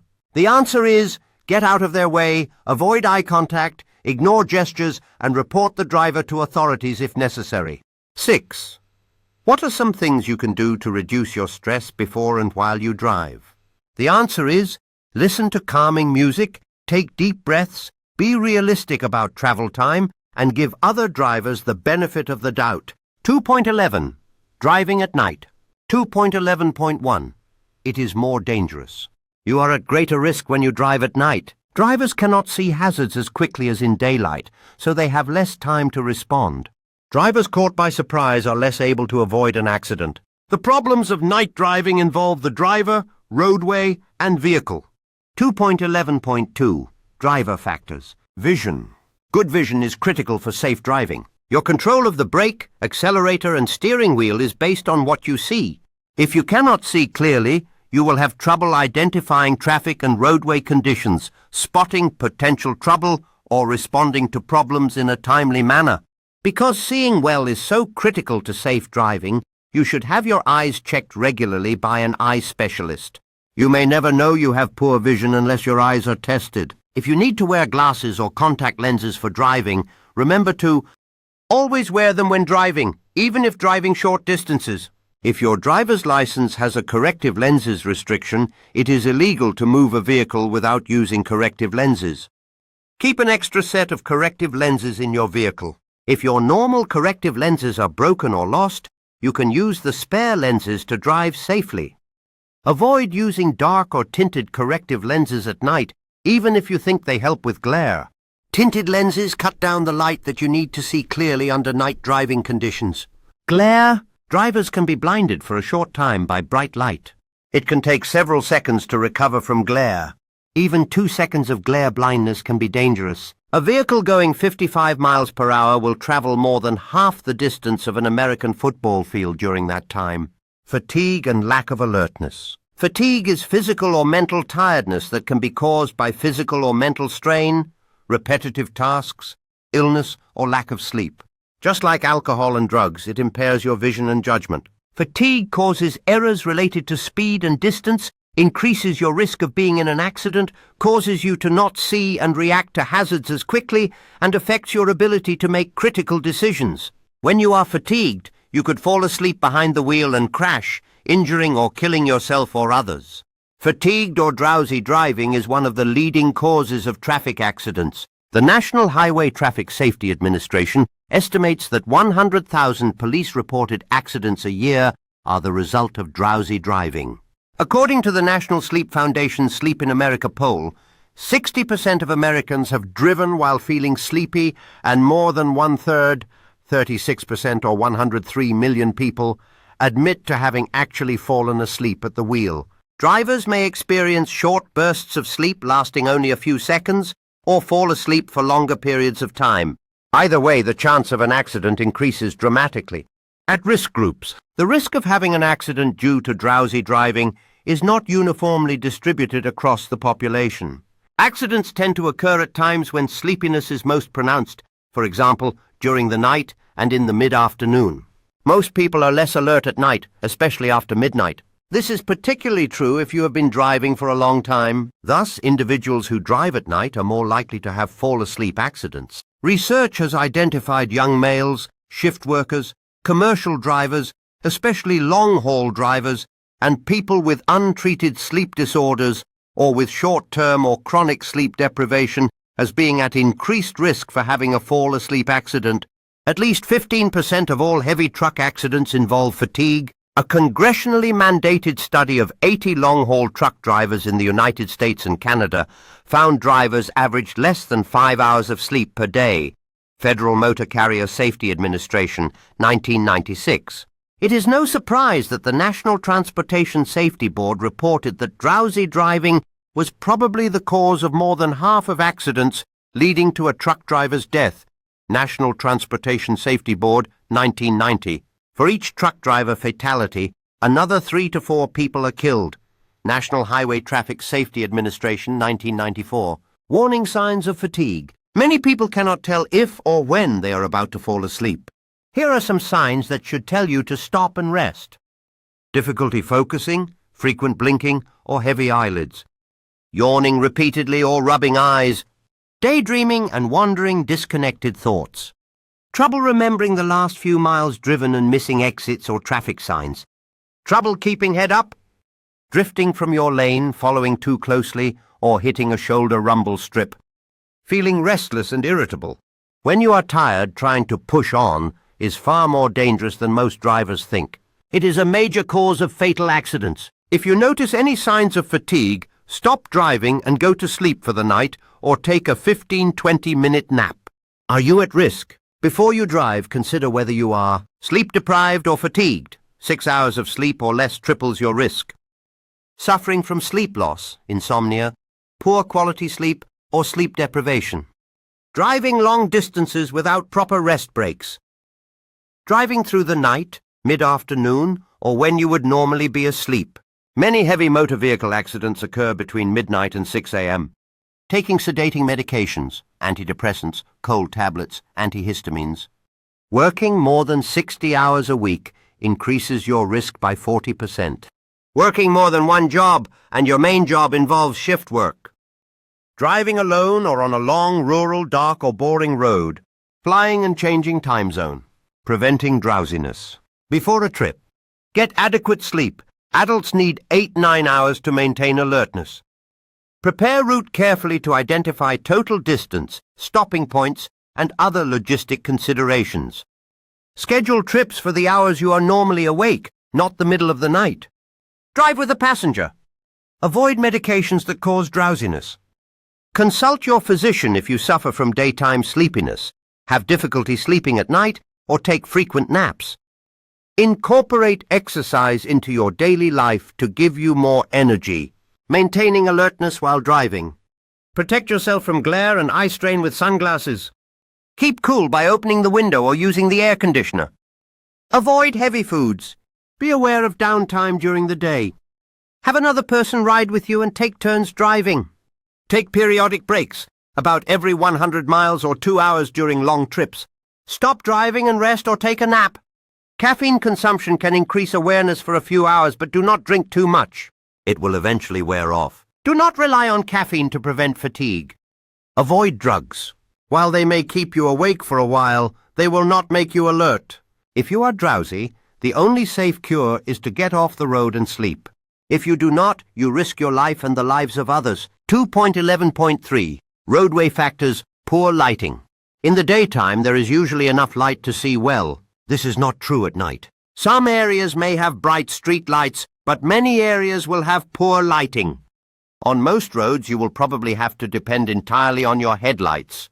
Less light means you will not be able to see hazards as well as in daytime. Road users who do not have lights are hard to see. There are many accidents at night involving pedestrians, bicyclists, and animals. Even when there are lights, the road scene can be confusing. Traffic signals and hazards can be hard to see against a background of signs, shop windows, and other lights. Drive slower when lighting is poor or confusing. Drive slowly enough to be sure you can stop in the distance you can see ahead. Drunk drivers. Drunk drivers and drivers under the influence of drugs are a hazard to themselves and to you. Be especially alert around the closing times of bars and taverns. Watch for drivers who have trouble staying in their lane or maintaining speed, stop without reason, or show other signs of being under the influence of alcohol or drugs. 2.11.4 Vehicle Factors. Headlights. At night, your headlights will usually be the main source of light for you to see by and for others to see you. You cannot see nearly as much with your headlights as you see in the daytime. With low beams, you can see ahead about 250 feet, and with high beams about 350-500 feet. You must adjust your speed to keep your stopping distance within your sight distance. This means going slowly enough to be able to stop within the range of your headlights.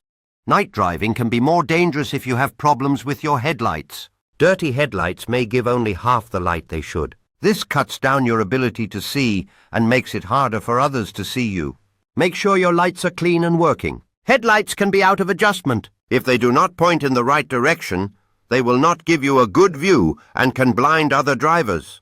Have a qualified person make sure they are adjusted properly. You must turn on your headlights a half hour after sunset to a half hour before sunrise. If snow, rain, fog, or other hazardous weather condition require the use of windshield wipers, when visibility is not sufficient to clearly see a person or a vehicle for a distance of 1,000 feet, California Vehicle Code Sections 280 and 24,000. No vehicle may be driven with only parking lights on. However, they may be used as signals or when the headlamps are also lighted, California Vehicle Code Section 24,800. Other lights. In order for you to be seen easily, the following must be clean and working properly. Reflectors, marker lights, clearance lights, tail lights, identification lights, turn signals and brake lights. At night, your turn signals and brake lights are even more important for telling other drivers what you intend to do.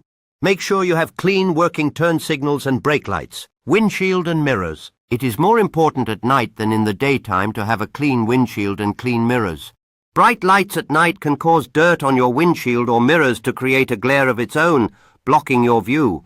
Most people have experienced driving toward the sun just as it has risen or is about to set, and found that they can barely see through a windshield that seemed to look okay in the middle of the day. Clean your windshield on the inside and outside for safe driving at night. 2.11.5 Night driving procedures, vehicle procedures. Make sure you are rested and alert. If you are drowsy, sleep before you drive. Even a nap can save your life or the lives of others. If you wear eyeglasses, make sure they are clean and unscratched. Do not wear sunglasses at night. Do a complete vehicle inspection. Pay attention to checking all lights and reflectors and cleaning those you can reach. Avoid blinding others. Glare from your headlights can cause problems for drivers coming toward you. They can also bother drivers going in the same direction you are when your lights shine in their rear-view mirrors. Dim your lights before they cause glare for other drivers. Dim your lights within 500 feet of an oncoming vehicle, and when following another vehicle within 500 feet, avoid glare from oncoming vehicles. Do not look directly at lights of oncoming vehicles. Look slightly to the right at a right lane or edge marking if available. If other drivers do not put their low beams on, do not try to get back at them by putting your own high beams on. This increases glare for oncoming drivers and increases the chance of an accident. Use high beams when you can. Some drivers make the mistake of always using low beams. This seriously cuts down on their ability to see ahead. Use high beams when it is safe and legal to do so. Use them when you are not within 500 feet of an approaching vehicle. Also, do not let the inside of your cab get too bright. This makes it harder to see outside. Keep the interior light off and adjust your instrument lights as low as you can to still be able to read the gauges. If you get sleepy, stop at the nearest safe place. People often do not realize how close they are to falling asleep, even when their eyelids are falling shut. If you can safely do so, look at yourself in a mirror. If you look sleepy or just feel sleepy, stop driving. You are in a very dangerous condition. The only safe cure is to sleep. 2.12 Driving in fog. Fog can occur at any time. Fog on highways can be extremely dangerous. Fog is often unexpected, and visibility can deteriorate rapidly. You should watch for foggy conditions and be ready to reduce your speed. Do not assume the fog will thin out after you enter it. The best advice for driving in fog is it is preferable that you pull off the road into a rest area or truck stop until visibility is better. If you must drive, be sure to consider the following. Obey all fog-related warning signs. Slow down before you enter fog. Use low-beam headlights and fog lights for best visibility even in daytime, and be alert for other drivers who may have forgotten to turn on their lights. Turn on your four-way emergency flashes. This will give vehicles approaching you from behind a better opportunity to notice your vehicle. Watch for vehicles on the side of the roadway. Seeing tail lights or headlights in front of you may not be a true indication of where the road is ahead of you. The vehicle may not be on the road at all. Use roadside highway reflectors as guides to determine how the road may curve ahead of you. Listen for traffic you cannot see. Avoid passing other vehicles. Do not stop along the side of the road unless absolutely necessary. 2.13. Driving in winter. 2.13.1. Vehicle checks. Make sure your vehicle is ready before driving in winter weather. You should make a regular vehicle inspection, paying extra attention to the following items: coolant level and antifreeze amount. Make sure the cooling system is full and there is enough antifreeze in the system to protect against freezing. This can be checked with a special coolant tester. Defrosting and heating equipment. Make sure the defrosters work. They are needed for safe driving. Make sure the heater is working and that you know how to operate it. If you use other heaters and expect to need them, such as mirror heaters, battery box heaters, or fuel tank heaters, check their operation. Wipers and washers. Make sure the windshield wiper blades are in good condition. Make sure the wiper blades press against the window hard enough to wipe the windshield clean, otherwise they may not sweep off snow properly. Make sure the windshield washer works and there is washing fluid in the washer reservoir. Use windshield washer antifreeze to prevent freezing of the washer liquid. If you cannot see well enough while driving, for example if your wipers fail, stop safely and fix the problem. Tires. Make sure you have enough tread on your tires. The drive tires must provide traction to push the rig over wet pavement and through snow. The steering tires must have traction to steer the vehicle. Enough tread is especially important in winter conditions. You must have at least 4/32 inch tread depth in every major groove on front tires and at least 2/32 inch on other tires. More would be better. Use a gauge to determine if you have enough tread for safe driving. Tire chains. You may find yourself in conditions where you cannot drive without chains, even to get to a place of safety. Carry the right number of chains and extra crosslinks. Make sure they will fit your drive tires. Check the chains for broken hooks, worn or broken crosslinks, and bent or broken side chains. Learn how to put the chains on before you need to do it in snow and ice. Lights and reflectors. Make sure the lights and reflectors are clean. Lights and reflectors are especially important during bad weather. Check from time to time during bad weather to make sure they are clean and working properly. Windows and mirrors. Remove any ice, snow, etc. from the windshield windows and mirrors before starting. Use a windshield scraper, snow brush, and windshield defroster as necessary. Handholds, steps, and deck plates. Remove all ice and snow from handholds, steps, and deck plates. This will reduce the danger of slipping. Radiator shutters and winter front.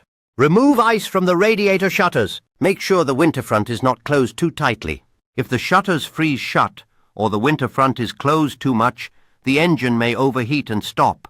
Exhaust system. Exhaust system leaks are especially dangerous when cab ventilation may be poor, windows rolled up, etc. Loose connections could permit poisonous carbon monoxide to leak into your vehicle. Carbon monoxide gas will cause you to be sleepy. In large enough amounts, it can kill you. Check the exhaust system for loose parts and for sounds and signs of leaks. 2.13.2. Driving on slippery surfaces. Slippery surfaces. Drive slowly and smoothly on slippery roads. If it is very slippery, you should not drive at all. Stop at the first safe place. Start gently and slowly. When first starting, get the feel of the road. Do not hurry. Check for ice. Check for ice on the road, especially bridges and overpasses. A lack of spray from other vehicles indicates ice has formed on the road. Also check your mirrors and wiper blades for ice. If they have ice, the road most likely will be icy as well. Adjust turning and braking to conditions. Make turns as gently as possible. Do not brake any harder than necessary, and do not use the engine brake or speed retarder. They can cause the driving wheels to skid on slippery surfaces. Adjust speed to conditions. Do not pass slower vehicles unless necessary. Go slowly and watch far enough ahead to keep a steady speed. Avoid having to slow down and speed up. Take curves at slower speeds and do not brake while in curves. Be aware that as the temperature rises to the point where ice begins to melt, the road becomes even more slippery. Slow down more. Adjust space to conditions. Do not drive alongside other vehicles. Keep a longer following distance. When you see a traffic jam ahead, slow down or stop to wait for it to clear. Try hard to anticipate stops early and slow down gradually. Watch for snowplows as well as salt and sand trucks and give them plenty of room. Wet brakes. When driving in heavy rain or deep standing water, your brakes will get wet. Water in the brakes can cause the brakes to be weak, apply unevenly, or grab. This can cause lack of braking power, wheel lock-ups, pulling to one side or the other, and jackknife if you pull a trailer. Avoid driving through deep puddles or flowing water if possible. If not, you should. Slow down and place transmission in a low gear. Gently put on the brakes. This presses linings against brake drums or discs and keeps mud, silt, sand and water from getting in. Increase engine RPM and cross the water while keeping light pressure on the brakes. Maintain light pressure on the brakes for a short distance to heat them up and dry them out when out of the water. Make a test stop when safe to do so. Check behind to make sure no one is following and then apply the brakes to be sure they work well. If not, dry them out further as described above. Caution! Do not apply too much brake pressure and accelerator at the same time because you can overheat brake drums and linings. 2.14. Driving in very hot weather. 2.14.1. Vehicle checks. Do a normal vehicle inspection, but pay special attention to the following items. Tires. Check the tire mounting and air pressure. Inspect the tires every 2 hours or every 100 miles when driving in very hot weather. Air pressure increases with temperature. Do not let air out or the pressure will be too low when the tires cool off. If a tire is too hot to touch, remain stopped until the tire cools off. Otherwise the tire may blow out or catch fire. Engine oil. The engine oil helps keep the engine cool as well as lubricate it. Make sure there is enough engine oil. If you have an oil temperature gauge, make sure the temperature is within the proper range while you are driving. Engine coolant. Before starting out, make sure the engine cooling system has enough water and antifreeze according to the engine manufacturer's directions. Antifreeze helps the engine under hot conditions as well as cold conditions. When driving, check the water temperature or coolant temperature gauge from time to time. Make sure it remains in the normal range. If the gauge goes above the highest safe temperature, there may be something wrong that could lead to engine failure and possibly fire. Stop driving as soon as safely possible and try to find out what is wrong. Some vehicles have sight glasses, see-through coolant overflow containers, or coolant recovery containers. These permit you to check the coolant level while the engine is hot. If the container is not part of the pressurized system, the cap can be safely removed and coolant added even when the engine is at operating temperature. Never remove the radiator cap or any part of the pressurized system until the system has cooled. Steam and boiling water can spray under pressure and cause severe burns. If you can touch the radiator cap with your bare hand, it is probably cool enough to open. If coolant has to be added to a system without a recovery tank or overflow tank, follow these steps. Shut the engine off. Wait until the engine is cooled.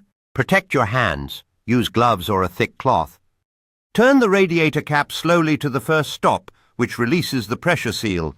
Step back while pressure is released from cooling system. When all pressure has been released, press down on the cap and turn it further to remove it.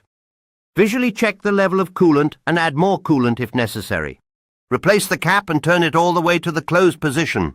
Engine belts. Learn how to check V-belt tightness on your vehicle by pressing on the belts. Loose belts will not turn the water pump and/or fan properly. This will result in overheating. Also check belts for cracking or other signs of wear. Hoses. Make sure coolant hoses are in good condition. A broken hose while driving can lead to engine failure and even fire.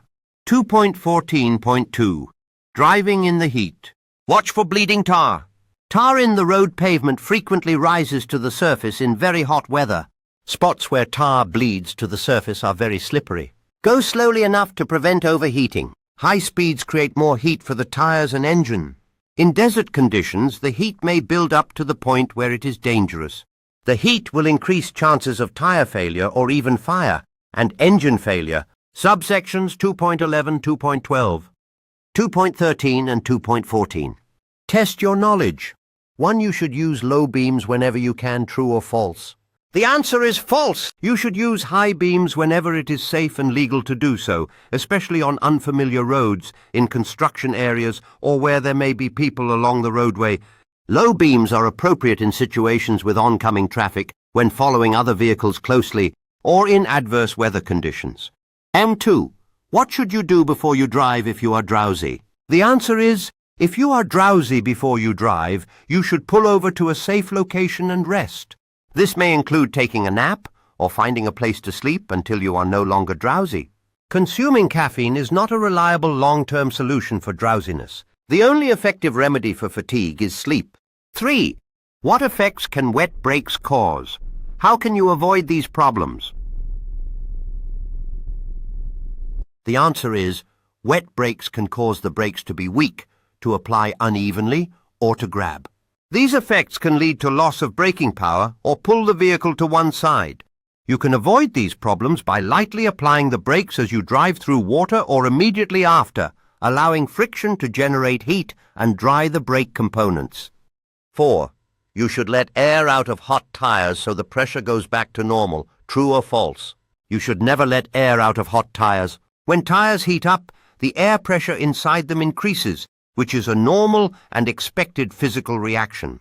Letting air out will cause the tires to be underinflated when they cool down, which can be more dangerous and lead to tire damage or failure. 5. You can safely remove the radiator cap as long as the engine is not overheated, true or false? You should never remove the radiator cap when the engine is hot. Even if the temperature gauge shows the engine is not overheated, the cooling system is under pressure. Removing the cap could cause hot coolant to spray out, resulting in severe burns. The radiator cap should only be removed when the engine is cool. 2.15. Railroad highway crossings. Railroad highway grade crossings are a special kind of intersection where the roadway crosses train tracks. These crossings are always dangerous. Every such crossing must be approached with the expectation that a train is coming. It is extremely difficult to judge the distance of the train from the crossing, as well as the speed of an approaching train. 2.15.1. Types of crossings. Passive crossings. This type of crossing does not have any type of traffic control device. The decision to stop or proceed rests entirely in your hands. Passive crossings require you to recognize the crossing, search for any train using the tracks, and decide if there is sufficient clear space to cross safely. Active crossings. This type of crossing has a traffic control device installed at the crossing to regulate traffic at the crossing. These active devices include flashing red lights with or without bells and flashing red lights with bells and gates. 2.15.2. Warning signs and devices. Advance warning signs. The round black on yellow warning sign is placed ahead of a public railroad highway crossing. The advance warning sign tells you to slow down, look and listen for the train, and be prepared to stop at the tracks if a train is coming.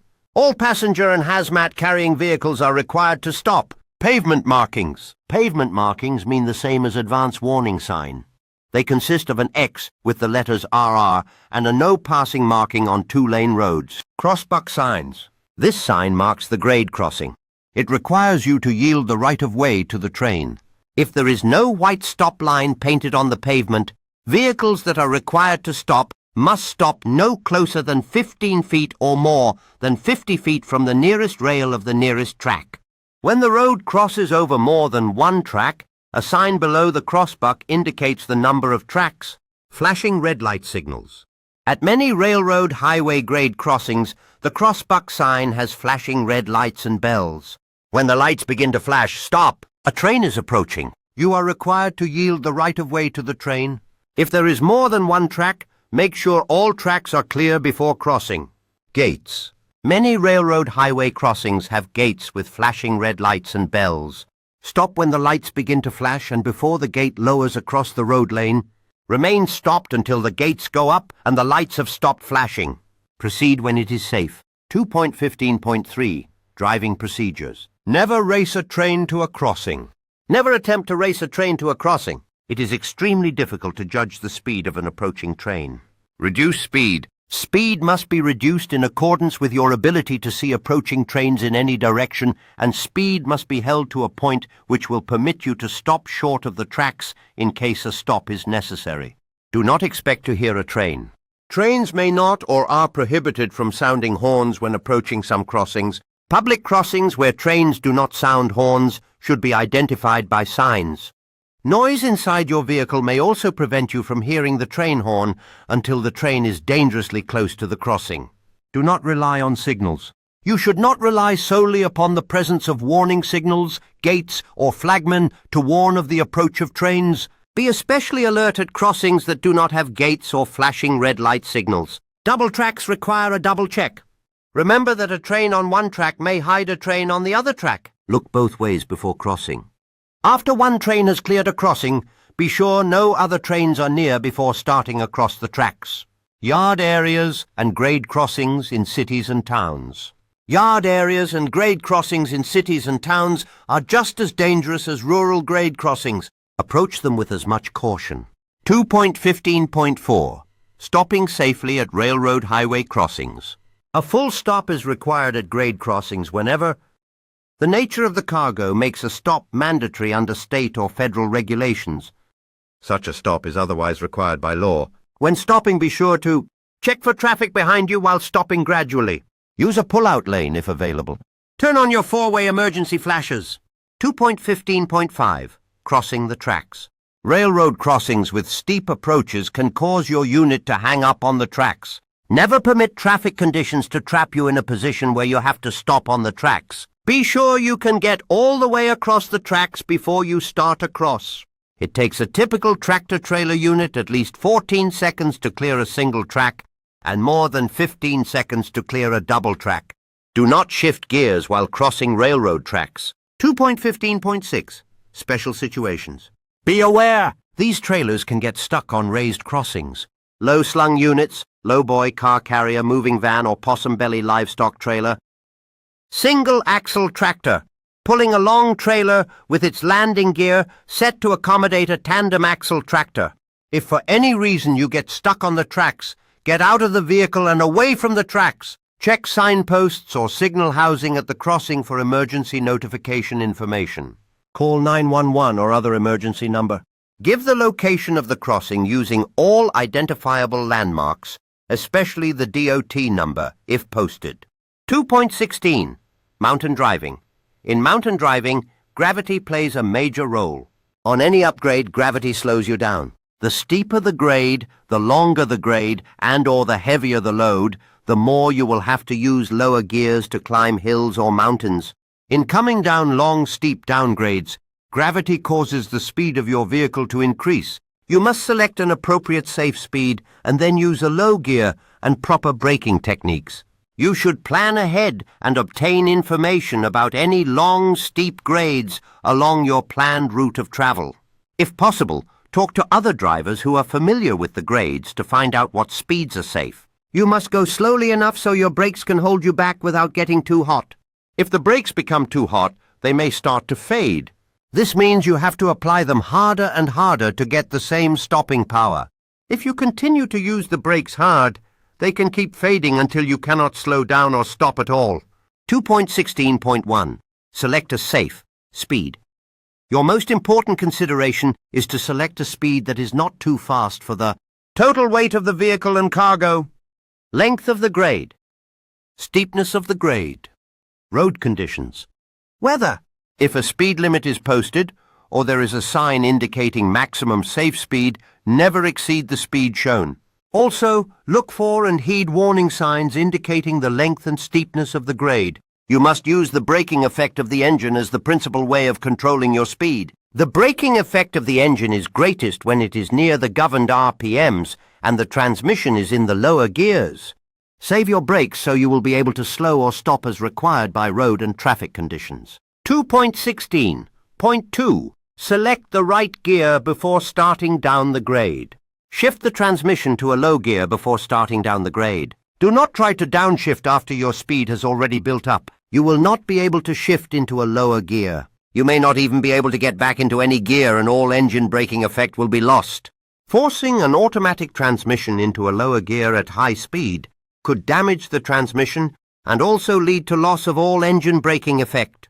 With older trucks, a rule for choosing gears is to use the same gear going down a hill that you would need to climb the hill. However, new trucks have low friction parts and streamlined shapes for fuel economy. They may also have more powerful engines. This means they can go up hills in higher gears and have less friction and air drag to hold them back going down hills. For that reason, drivers of modern trucks may have to use lower gears going down a hill than required to go up the hill. You should know what is right for your vehicle. 2.16.3 Brake fading or failure. Brakes are designed so brake shoes or pads rub against the brake drum or discs to slow the vehicle.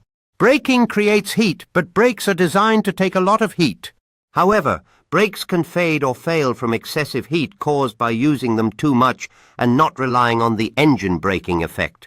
Brake fade is also affected by adjustment. To safely control a vehicle, every brake must do its share of the work. Brakes out of adjustment will stop doing their share before those that are in adjustment.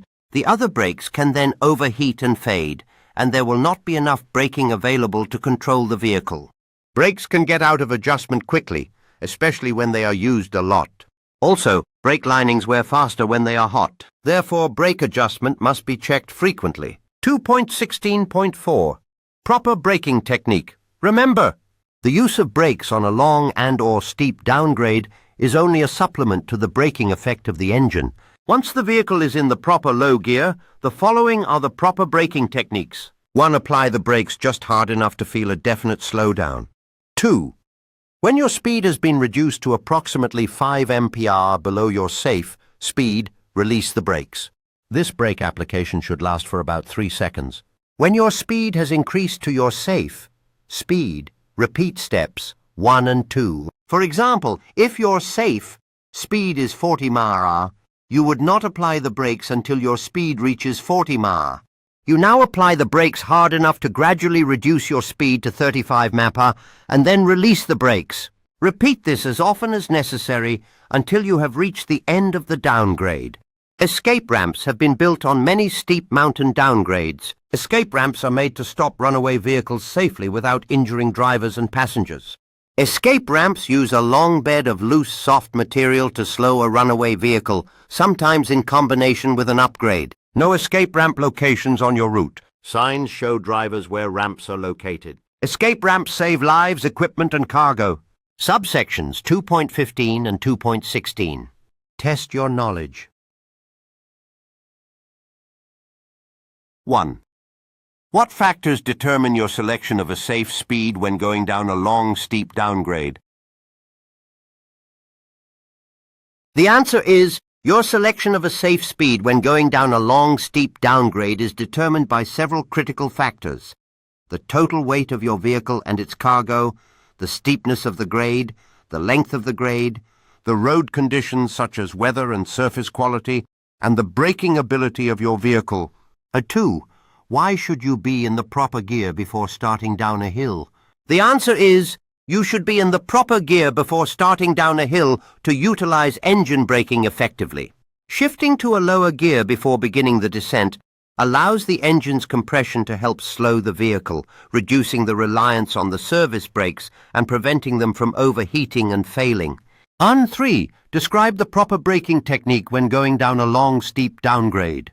The answer is the proper braking technique when going down a long, steep downgrade involves using a controlled, staggered application of the service brakes, often referred to as the snub method. This technique requires applying the brakes firmly enough to reduce your speed to approximately 5 miles per hour below your safe speed, then releasing the brakes to allow them to cool. Repeat this process as needed to maintain a safe speed without overheating the brakes.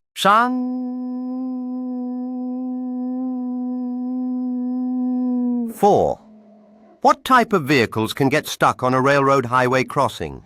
The answer is vehicles that can get stuck on a railroad highway crossing typically include those with low ground clearance, such as car carriers, lowboy trailers, and vehicles transporting heavy equipment. Additionally, vehicles that are long, like tractor-trailer units or buses, can become trapped if there is insufficient space to clear the tracks on the other side. 5. How long does it take a typical tractor-trailer unit to clear a double track?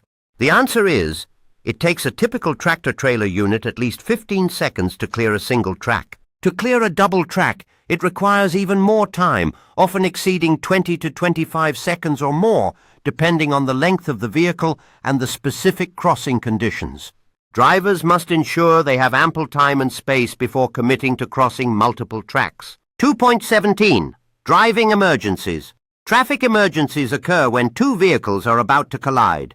Vehicle emergencies occur when tires, brakes, or other critical parts fail.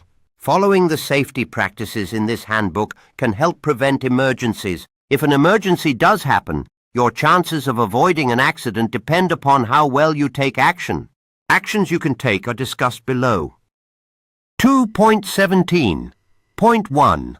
Steering to avoid an accident. Stopping is not always the safest thing to do in an emergency. When you do not have enough room to stop, you may have to steer away from what is ahead. Remember, you can almost always turn to miss an obstacle more quickly than you can stop. However, top-heavy vehicles and tractors with multiple trailers may flip over. Keep both hands on the steering wheel. In order to turn quickly, you must have a firm grip on the steering wheel with both hands.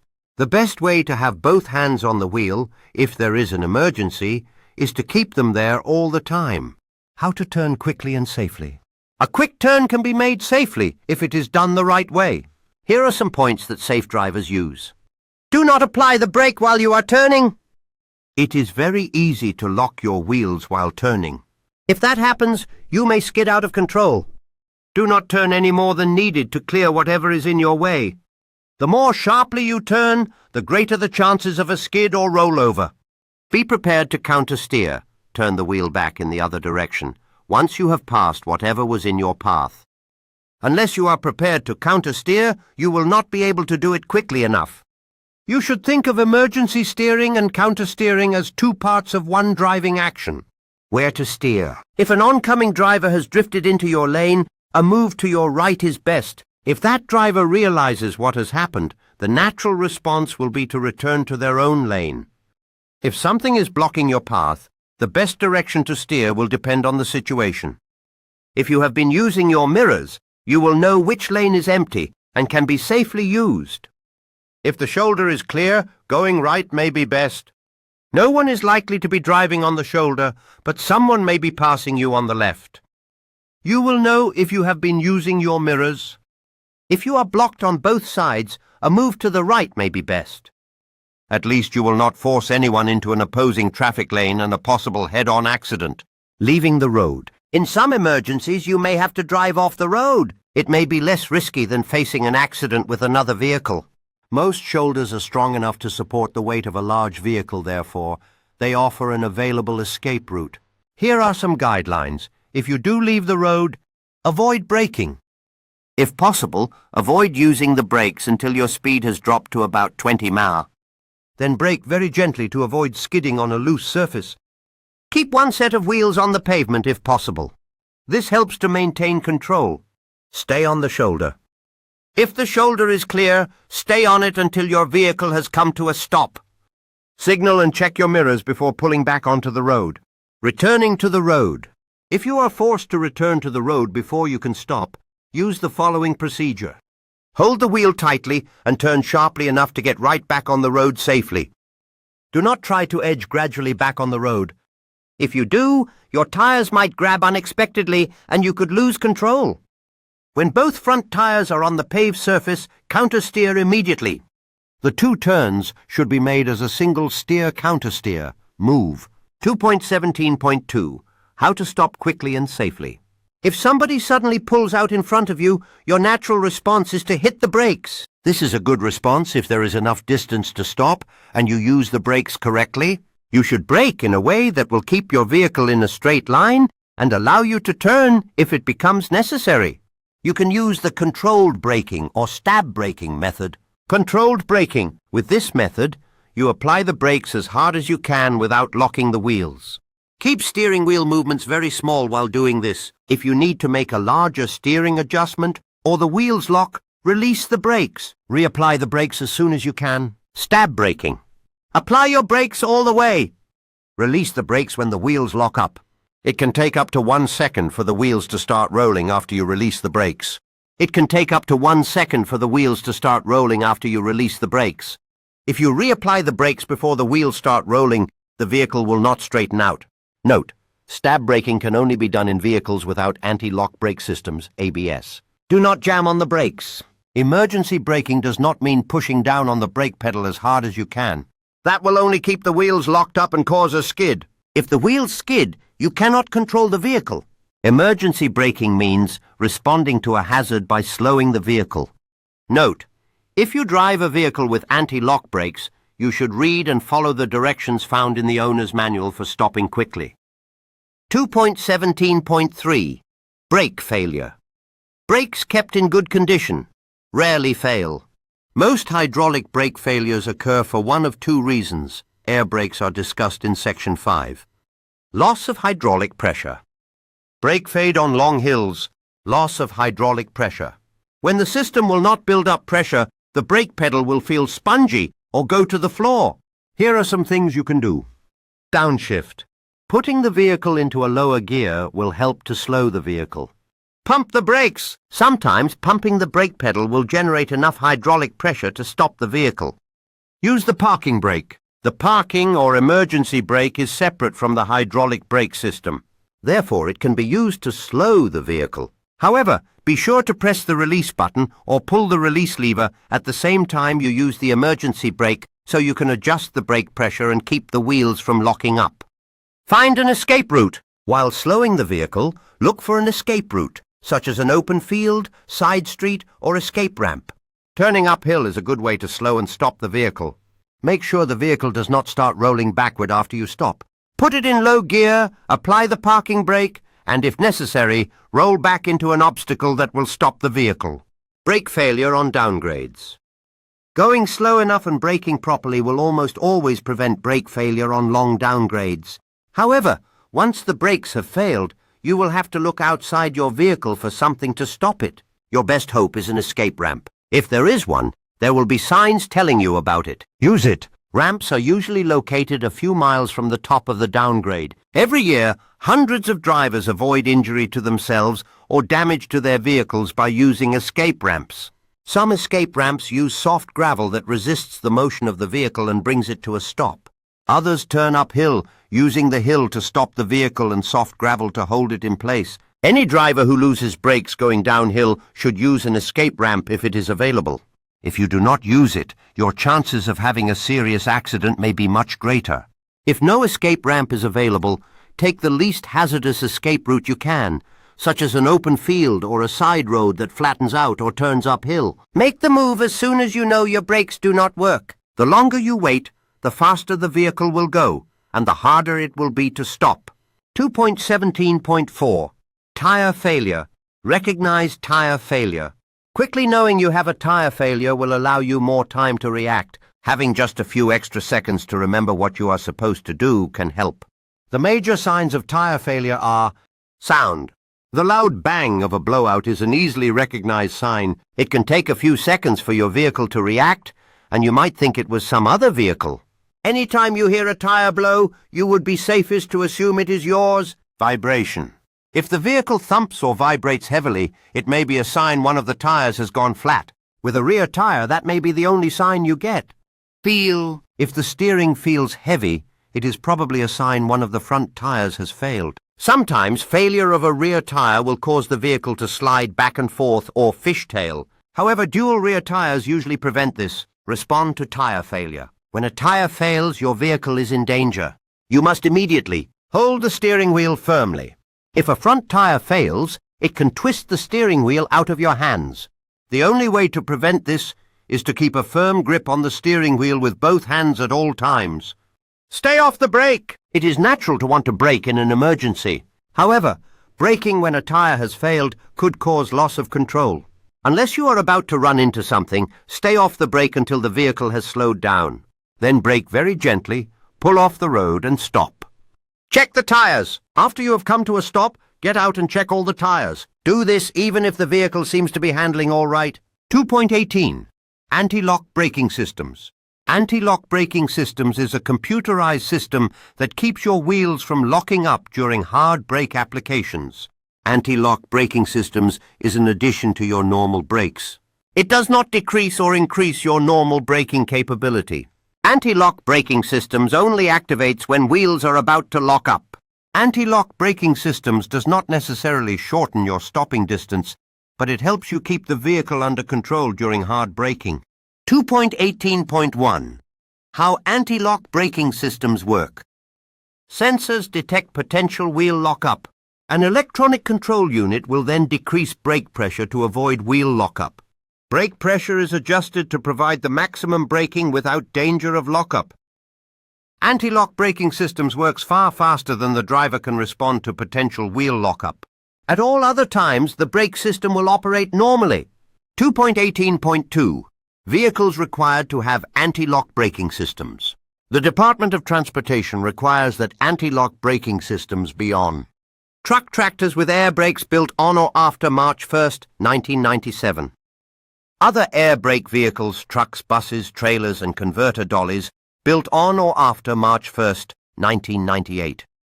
Hydraulically braked trucks and buses with a gross vehicle weight rating of 10,000 pounds or more built on or after March 1st, 1999. Many commercial motor vehicles built before these dates have been voluntarily equipped with anti-lock braking systems. 2.18.3. How to know if your vehicle is equipped with anti-lock braking systems. Tractors, trucks and buses will have yellow anti-lock braking systems malfunction lamps on the instrument panel. Trailers will have yellow anti-lock braking systems malfunction lamps on the left side, either on the front or rear corner. Dollies manufactured on or after March 1st, 1998 are required to have a yellow lamp on the left side. As a system check on newer vehicles, the malfunction lamp comes on at startup for a bulb check and then goes out quickly. On older systems, the lamp could stay on until you are driving over 5 miles per hour. If the lamp stays on after the bulb check or goes on once you are underway, you may have lost anti-lock braking systems control. In the case of towed units manufactured before it was required by Department of Transportation, it may be difficult to tell if the unit is equipped with anti-lock braking systems. Look under the vehicle for the electronic control unit and wheel speed sensor wires coming from the back of the brakes. 2.18.4. How anti-lock braking systems helps you. When you brake hard on slippery surfaces in a vehicle without anti-lock braking systems, your wheels may lock up. When your wheels lock up, you lose steering control. When your other wheels lock up, you may skid, jackknife, or even spin the vehicle. Anti-lock braking systems helps you avoid wheel lock-up and maintain control. You may or may not be able to stop faster with anti-lock braking systems, but you should be able to steer around an obstacle while braking and avoid skids caused by over-braking. 2.18.5. Anti-lock braking systems on the tractor only or only on the trailer. Having anti-lock braking systems on only the tractor, only the trailer, or even on only one axle still gives you more control over the vehicle during braking.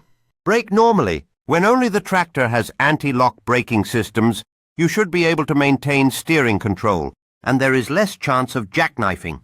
However, keep your eye on the trailer and let up on the brakes, if you can safely do so, if it begins to swing out.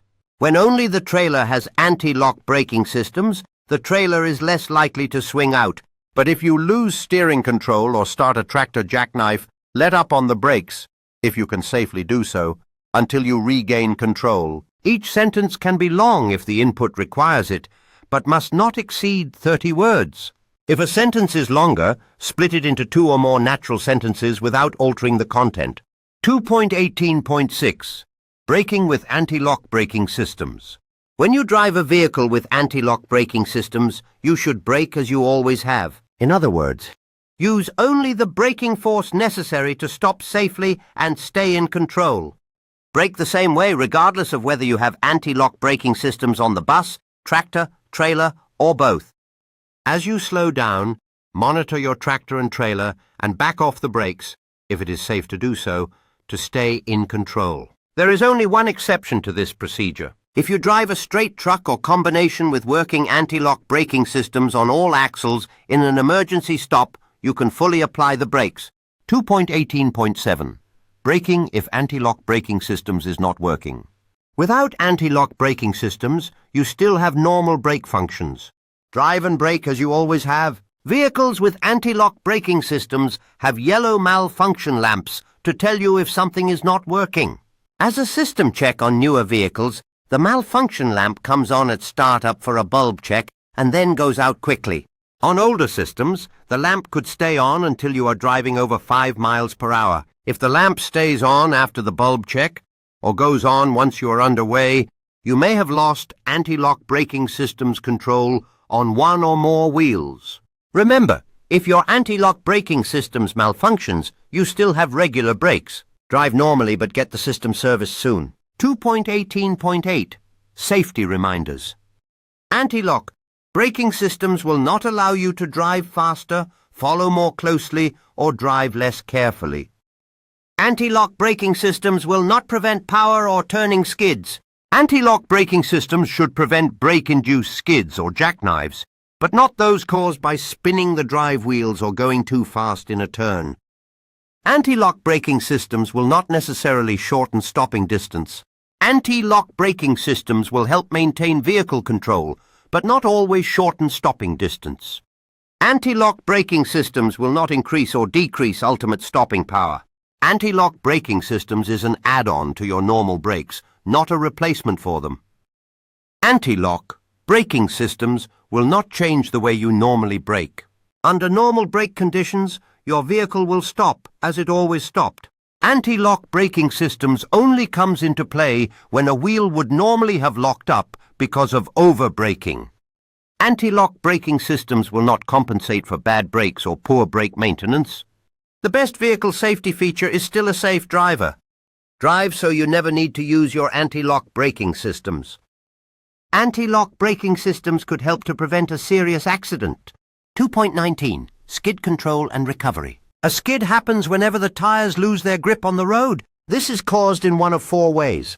Over-braking.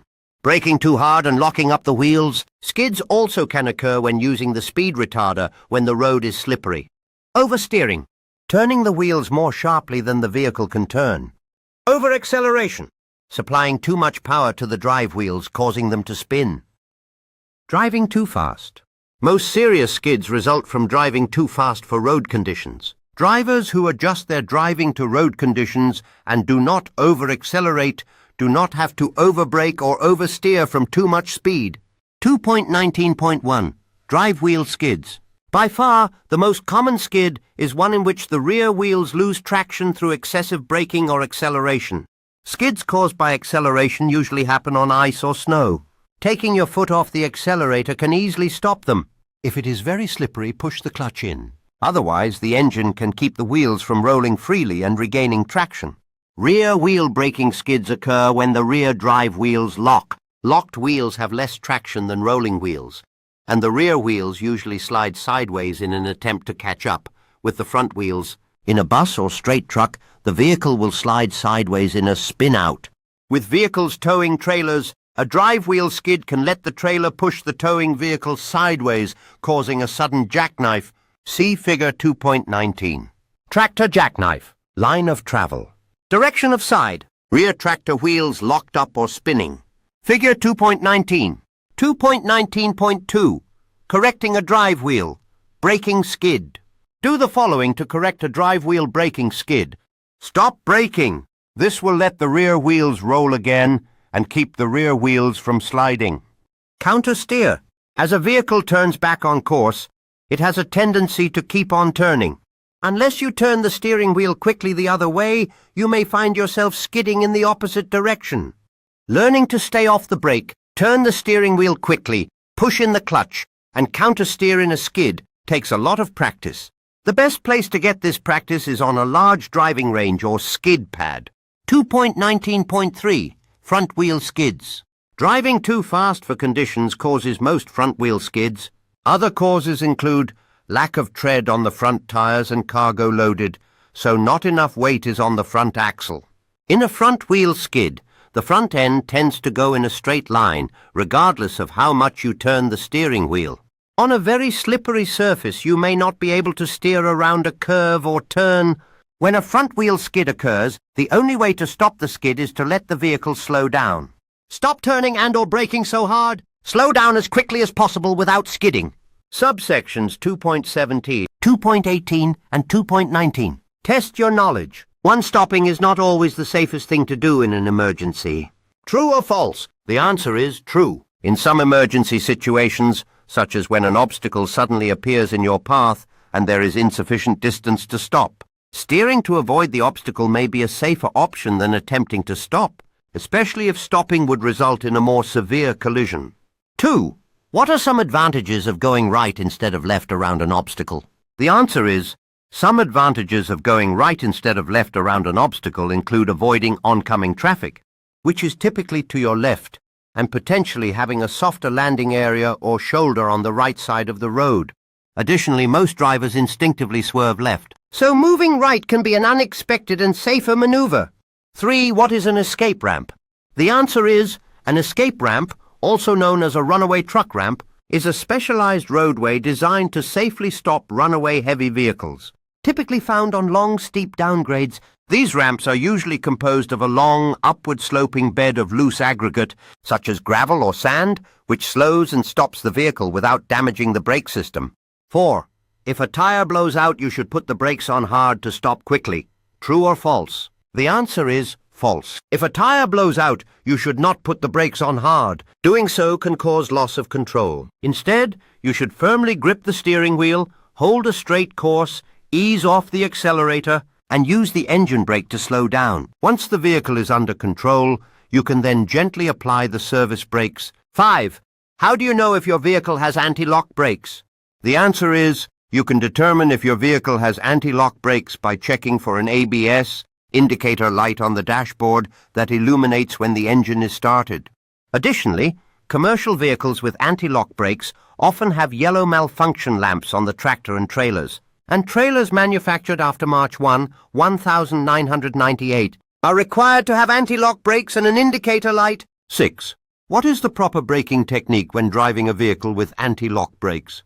The answer is, the proper braking technique when driving a vehicle with anti-lock brakes is to apply firm, steady pressure to the brake pedal. Do not pump the brakes, as this will override the system's ability to prevent wheel lock-up. If you feel the pedal pulse or vibrate, this is normal operation of the anti-lock system. 7. How do anti-lock brakes help you? The answer is, anti-lock brakes help you by preventing the wheels from locking up during hard braking. This allows you to maintain steering control, even under severe braking conditions or on slippery surfaces, making it possible to steer around obstacles while still slowing down. 2.20. Accident procedures. When you are in an accident and not seriously hurt, you need to act to prevent further damage or injury. The basic steps to be taken at any accident are to protect the area, notify authorities, care for the injured, collect required information, report the accident. 2.20.1. Protect the area. The first thing to do at an accident scene is to keep another accident from happening in the same spot.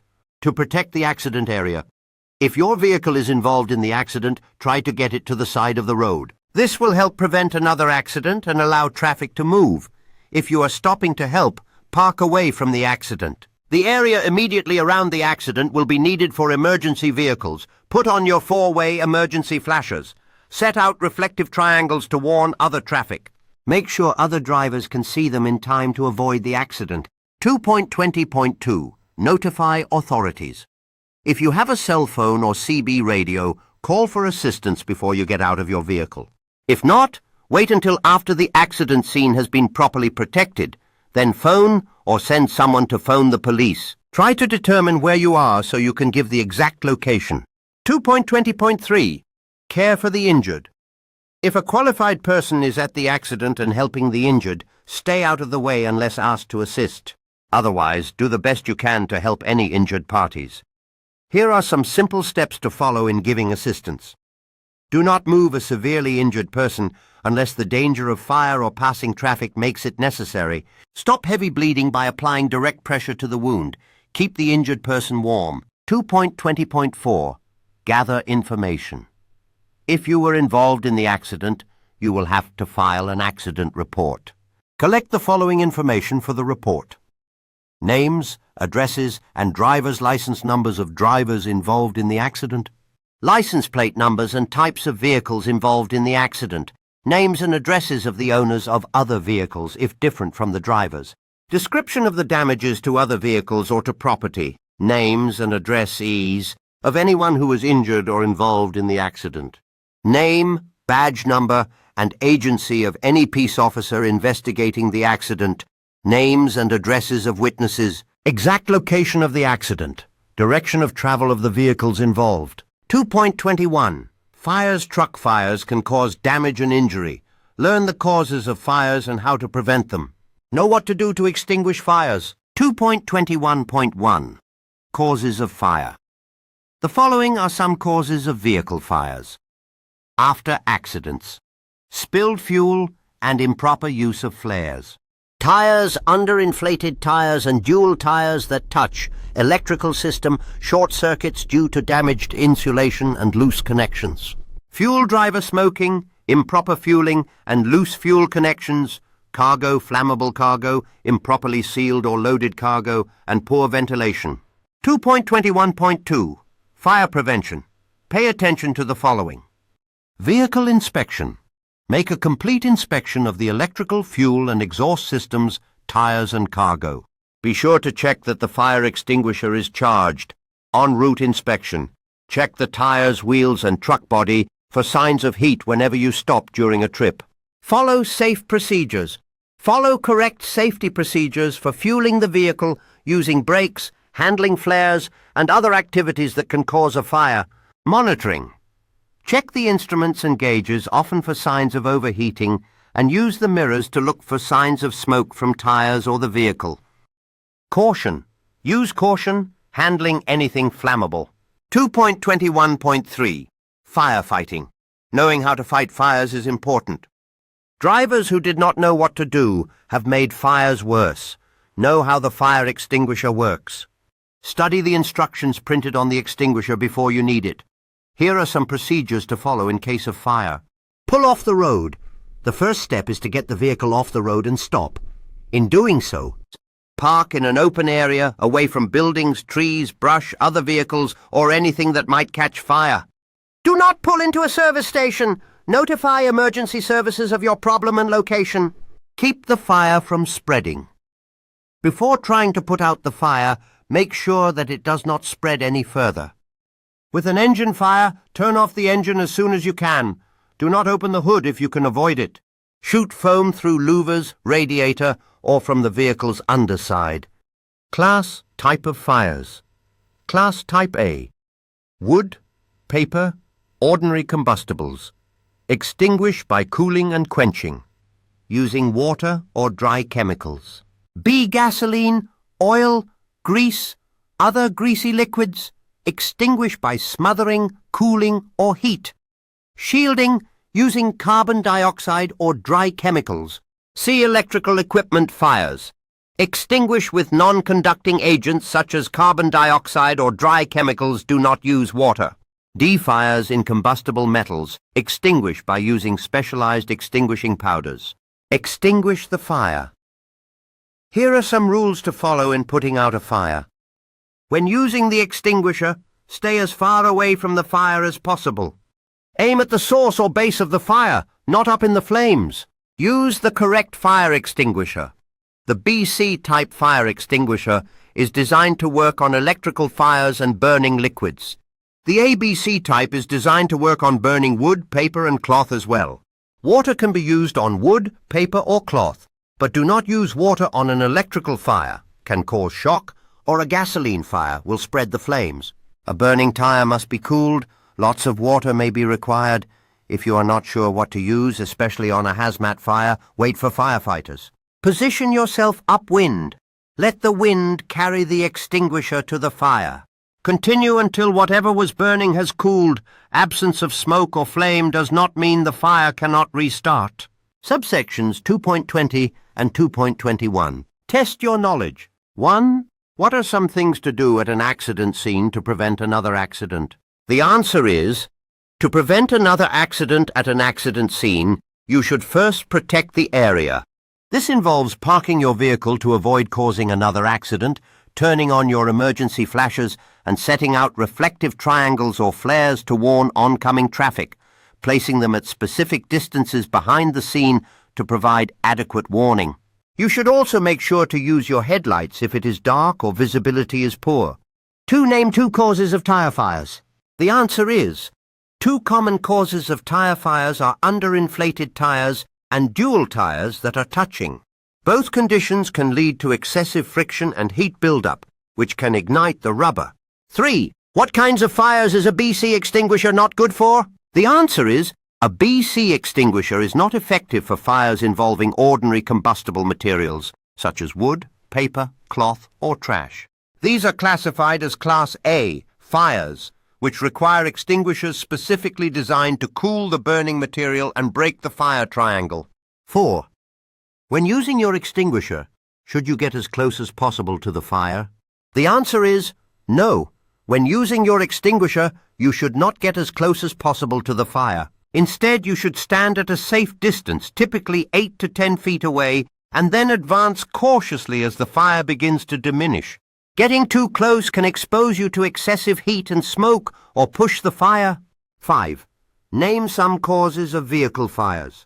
The answer is, some common causes of vehicle fires include electrical system failures such as faulty wiring, fuel system leaks or malfunctions, engine overheating, improper fueling practices, and burning tires due to underinflation or mechanical issues. Additionally, combustible materials close to hot exhaust components can also ignite. Section 2.22, Alcohol, Other Drugs and Driving. Section 2.22, Subsection 1, Alcohol and Driving. Drinking alcohol and then driving is very dangerous and a serious problem. People who drink alcohol are involved in traffic accidents, resulting in over 20,000 deaths every year. Alcohol impairs muscle coordination, reaction time, depth perception, and night vision. It also affects the parts of the brain that control judgment and inhibition. For some people, one drink is all it takes to show signs of impairment. You should know how alcohol works in the human body. How alcohol affects driving. Laws regarding drinking, drugs and driving. Legal, financial and safety risks of drinking and driving. You may never drink while on duty or consume any intoxicating beverage, regardless of its alcohol content, within 4 hours before going on duty.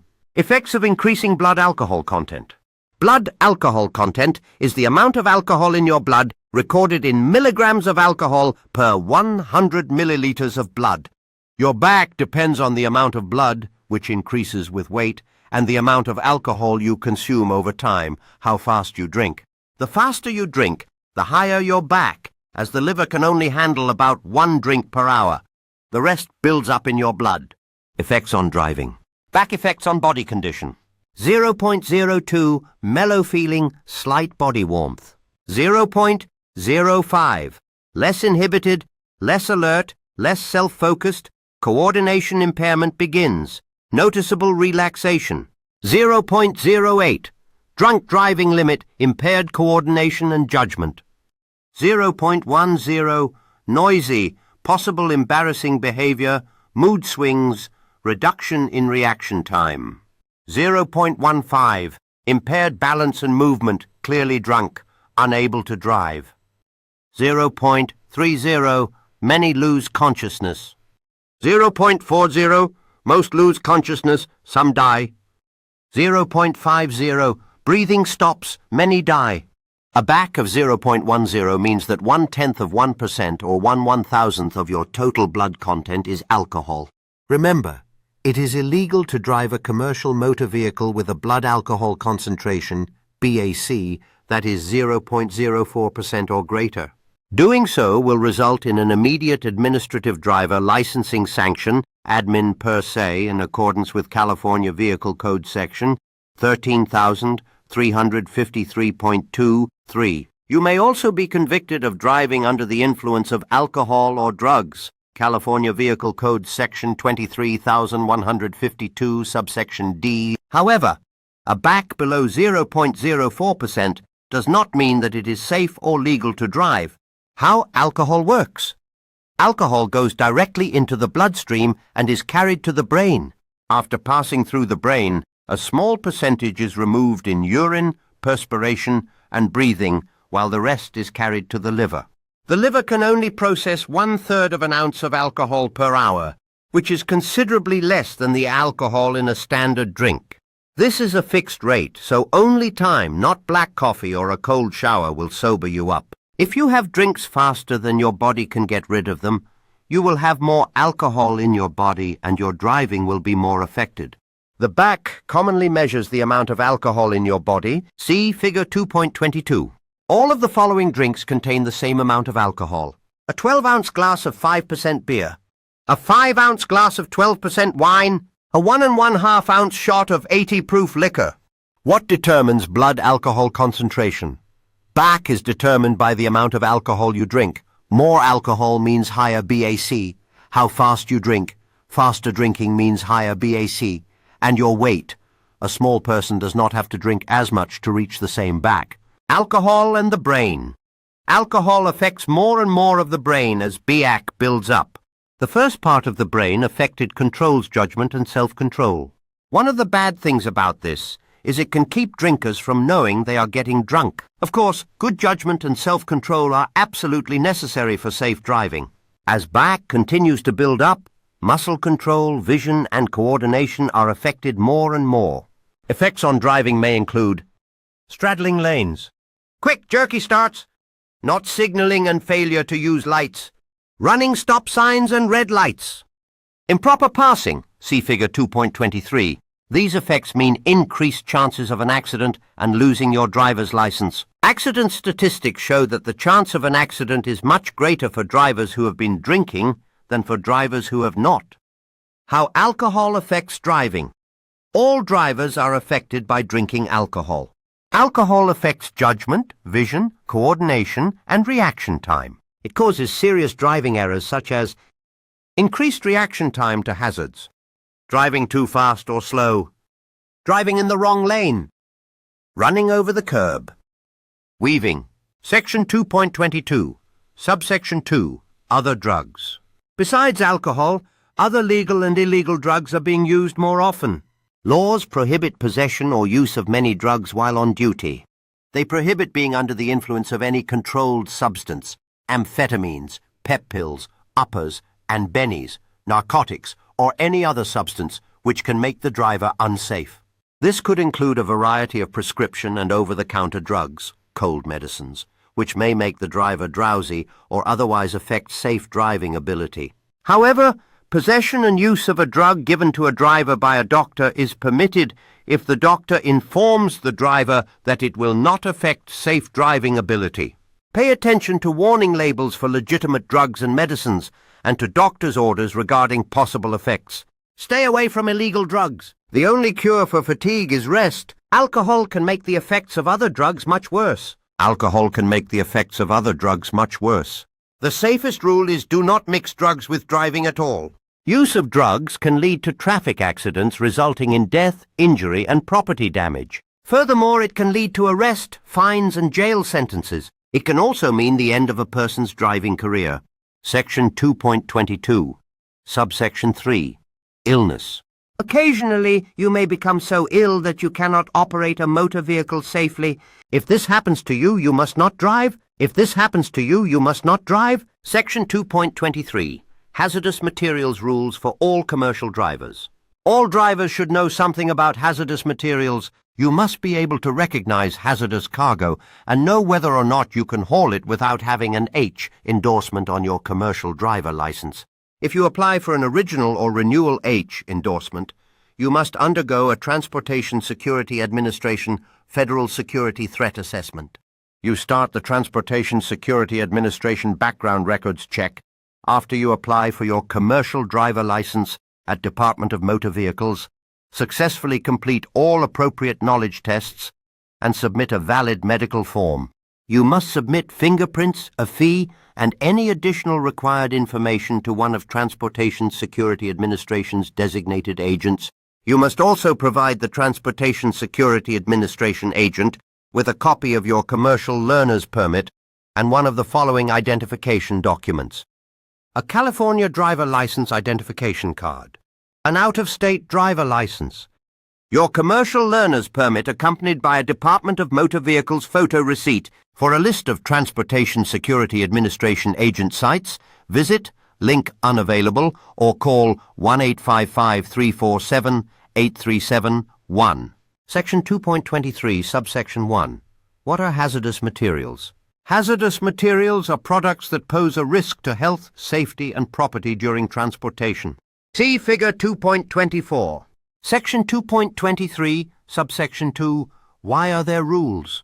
You must follow the many rules about transporting hazardous materials. The intent of the rules is to contain the product, communicate the risk, ensure safe drivers and equipment, contain the product. Many hazardous products can injure or kill on contact. To protect drivers and others from contact, the rules tell shippers how to package products safely. Similar rules tell drivers how to load, transport, and unload bulk tanks. These are containment rules. Communicate the risk. The shipper uses a shipping paper and diamond-shaped hazard labels to warn dock workers and drivers of the risk. After an accident or hazardous materials spill or leak, you may be injured and unable to communicate the hazards of the materials you are transporting.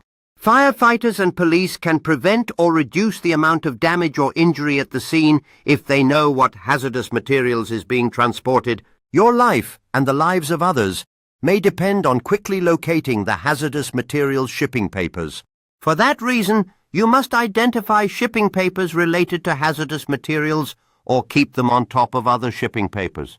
You must also keep shipping papers in or on a pouch on the driver's door, clear view within reach while driving, the driver's seat when out of the vehicle.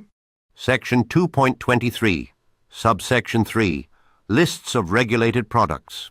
Placards are used to warn others of hazardous materials. Placards are signs put on the outside of a vehicle that identify the hazard class of the cargo. A placarded vehicle must have at least 4 identical placards. They are put on the front, rear, and both sides. Placards must be readable from all 4 directions. They must be at least 9.84 inches square, turned upright on a point, and in a diamond shape. Cargo tanks and other bulk packaging display the identification number of their contents on placards or orange panels. Identification numbers are a 4-digit code used by first responders to identify hazardous materials. An identification number may be used to identify more than one chemical on shipping papers. The identification number will be preceded by the letters NA or UN. The United States Department of Transportation Emergency Response Guidebook lists the chemicals and identification numbers assigned to them. Hazard class definitions. Class name example: 3 flammable gasoline acetone, 4 flammable solids matches fuses, 6 poisons pesticides, arsenic, 1 explosives ammunition, dynamite, fireworks, 2 gases propane, oxygen, helium, 5 oxidizers, ammonium nitrate, hydrogen peroxide, 8 corrosives, hydrochloric acid, battery fluid, 9 miscellaneous hazardous materials, formaldehyde, asbestos, other regulated material, domestic combustible liquids, hairspray or charcoal fuel oils, lighter fluid, 7 radioactive uranium plutonium. Not all vehicles carrying hazardous materials need to have placards. The rules about placards are given in Section 9 of this handbook. You can drive a vehicle that carries hazardous materials if it does not require placards. If it requires placards, you cannot drive it unless your driver license has an H endorsement. The rules require all drivers of placarded vehicles to learn how to safely load and transport hazardous products and to have a commercial driver license with the H endorsement. To get the required endorsement, you must pass a knowledge test on material found in Section 9 of this handbook. An X endorsement is required for commercial motor vehicles that transport liquid or gaseous materials within a tank or tanks, having an individual rated capacity of more than 119 gallons and an aggregate rated capacity of 1,000 gallons or more that is either permanently or temporarily attached to the vehicle or chassis. A commercial motor vehicle transporting an empty storage container tank, not designed for transportation, with a rated capacity of 1,000 gallons or more that is temporarily attached to a flatbed trailer, is not considered a tank vehicle. Note: an N. Endorsement is not necessary for the operation of vehicles that do not require a commercial driver license. Drivers who need the H, endorsement must learn the placard rules. If you do not know if your vehicle needs placards, ask your employer. Never drive a vehicle needing placards unless you have the H endorsement. To do so is a crime. When stopped, you will be cited, and you will not be allowed to drive your truck. It will cost you time and money. A failure to placard when needed may risk your life and the lives of others if you have an accident. Emergency help will not know of your hazardous cargo. Drivers who need an H endorsement must also know which products they can load together and which they cannot. These rules are also in Section 9. Before loading a truck with more than one type of product, you must know if it is safe to load them together. If you do not know, ask your employer and consult the regulations. Subsections 2.22 and 2.23. Test your knowledge. 1 common medicines for colds can make you sleepy. True or false? The answer is true. Many over-the-counter cold medicines can cause drowsiness. 2. Coffee and a little fresh air will help a drinker sober up. The answer is false. Only time can sober up a drinker. Coffee and fresh air won't help. 3. What is a hazmat placard? The answer is a hazmat placard is a sign put on the outside of a vehicle that identifies the hazard class of the cargo. 4. Why are placards used? The answer is placards are used to warn others of hazardous materials being transported. These questions may be on the test. If you cannot answer them all, reread subsections 2.22 and 2.23.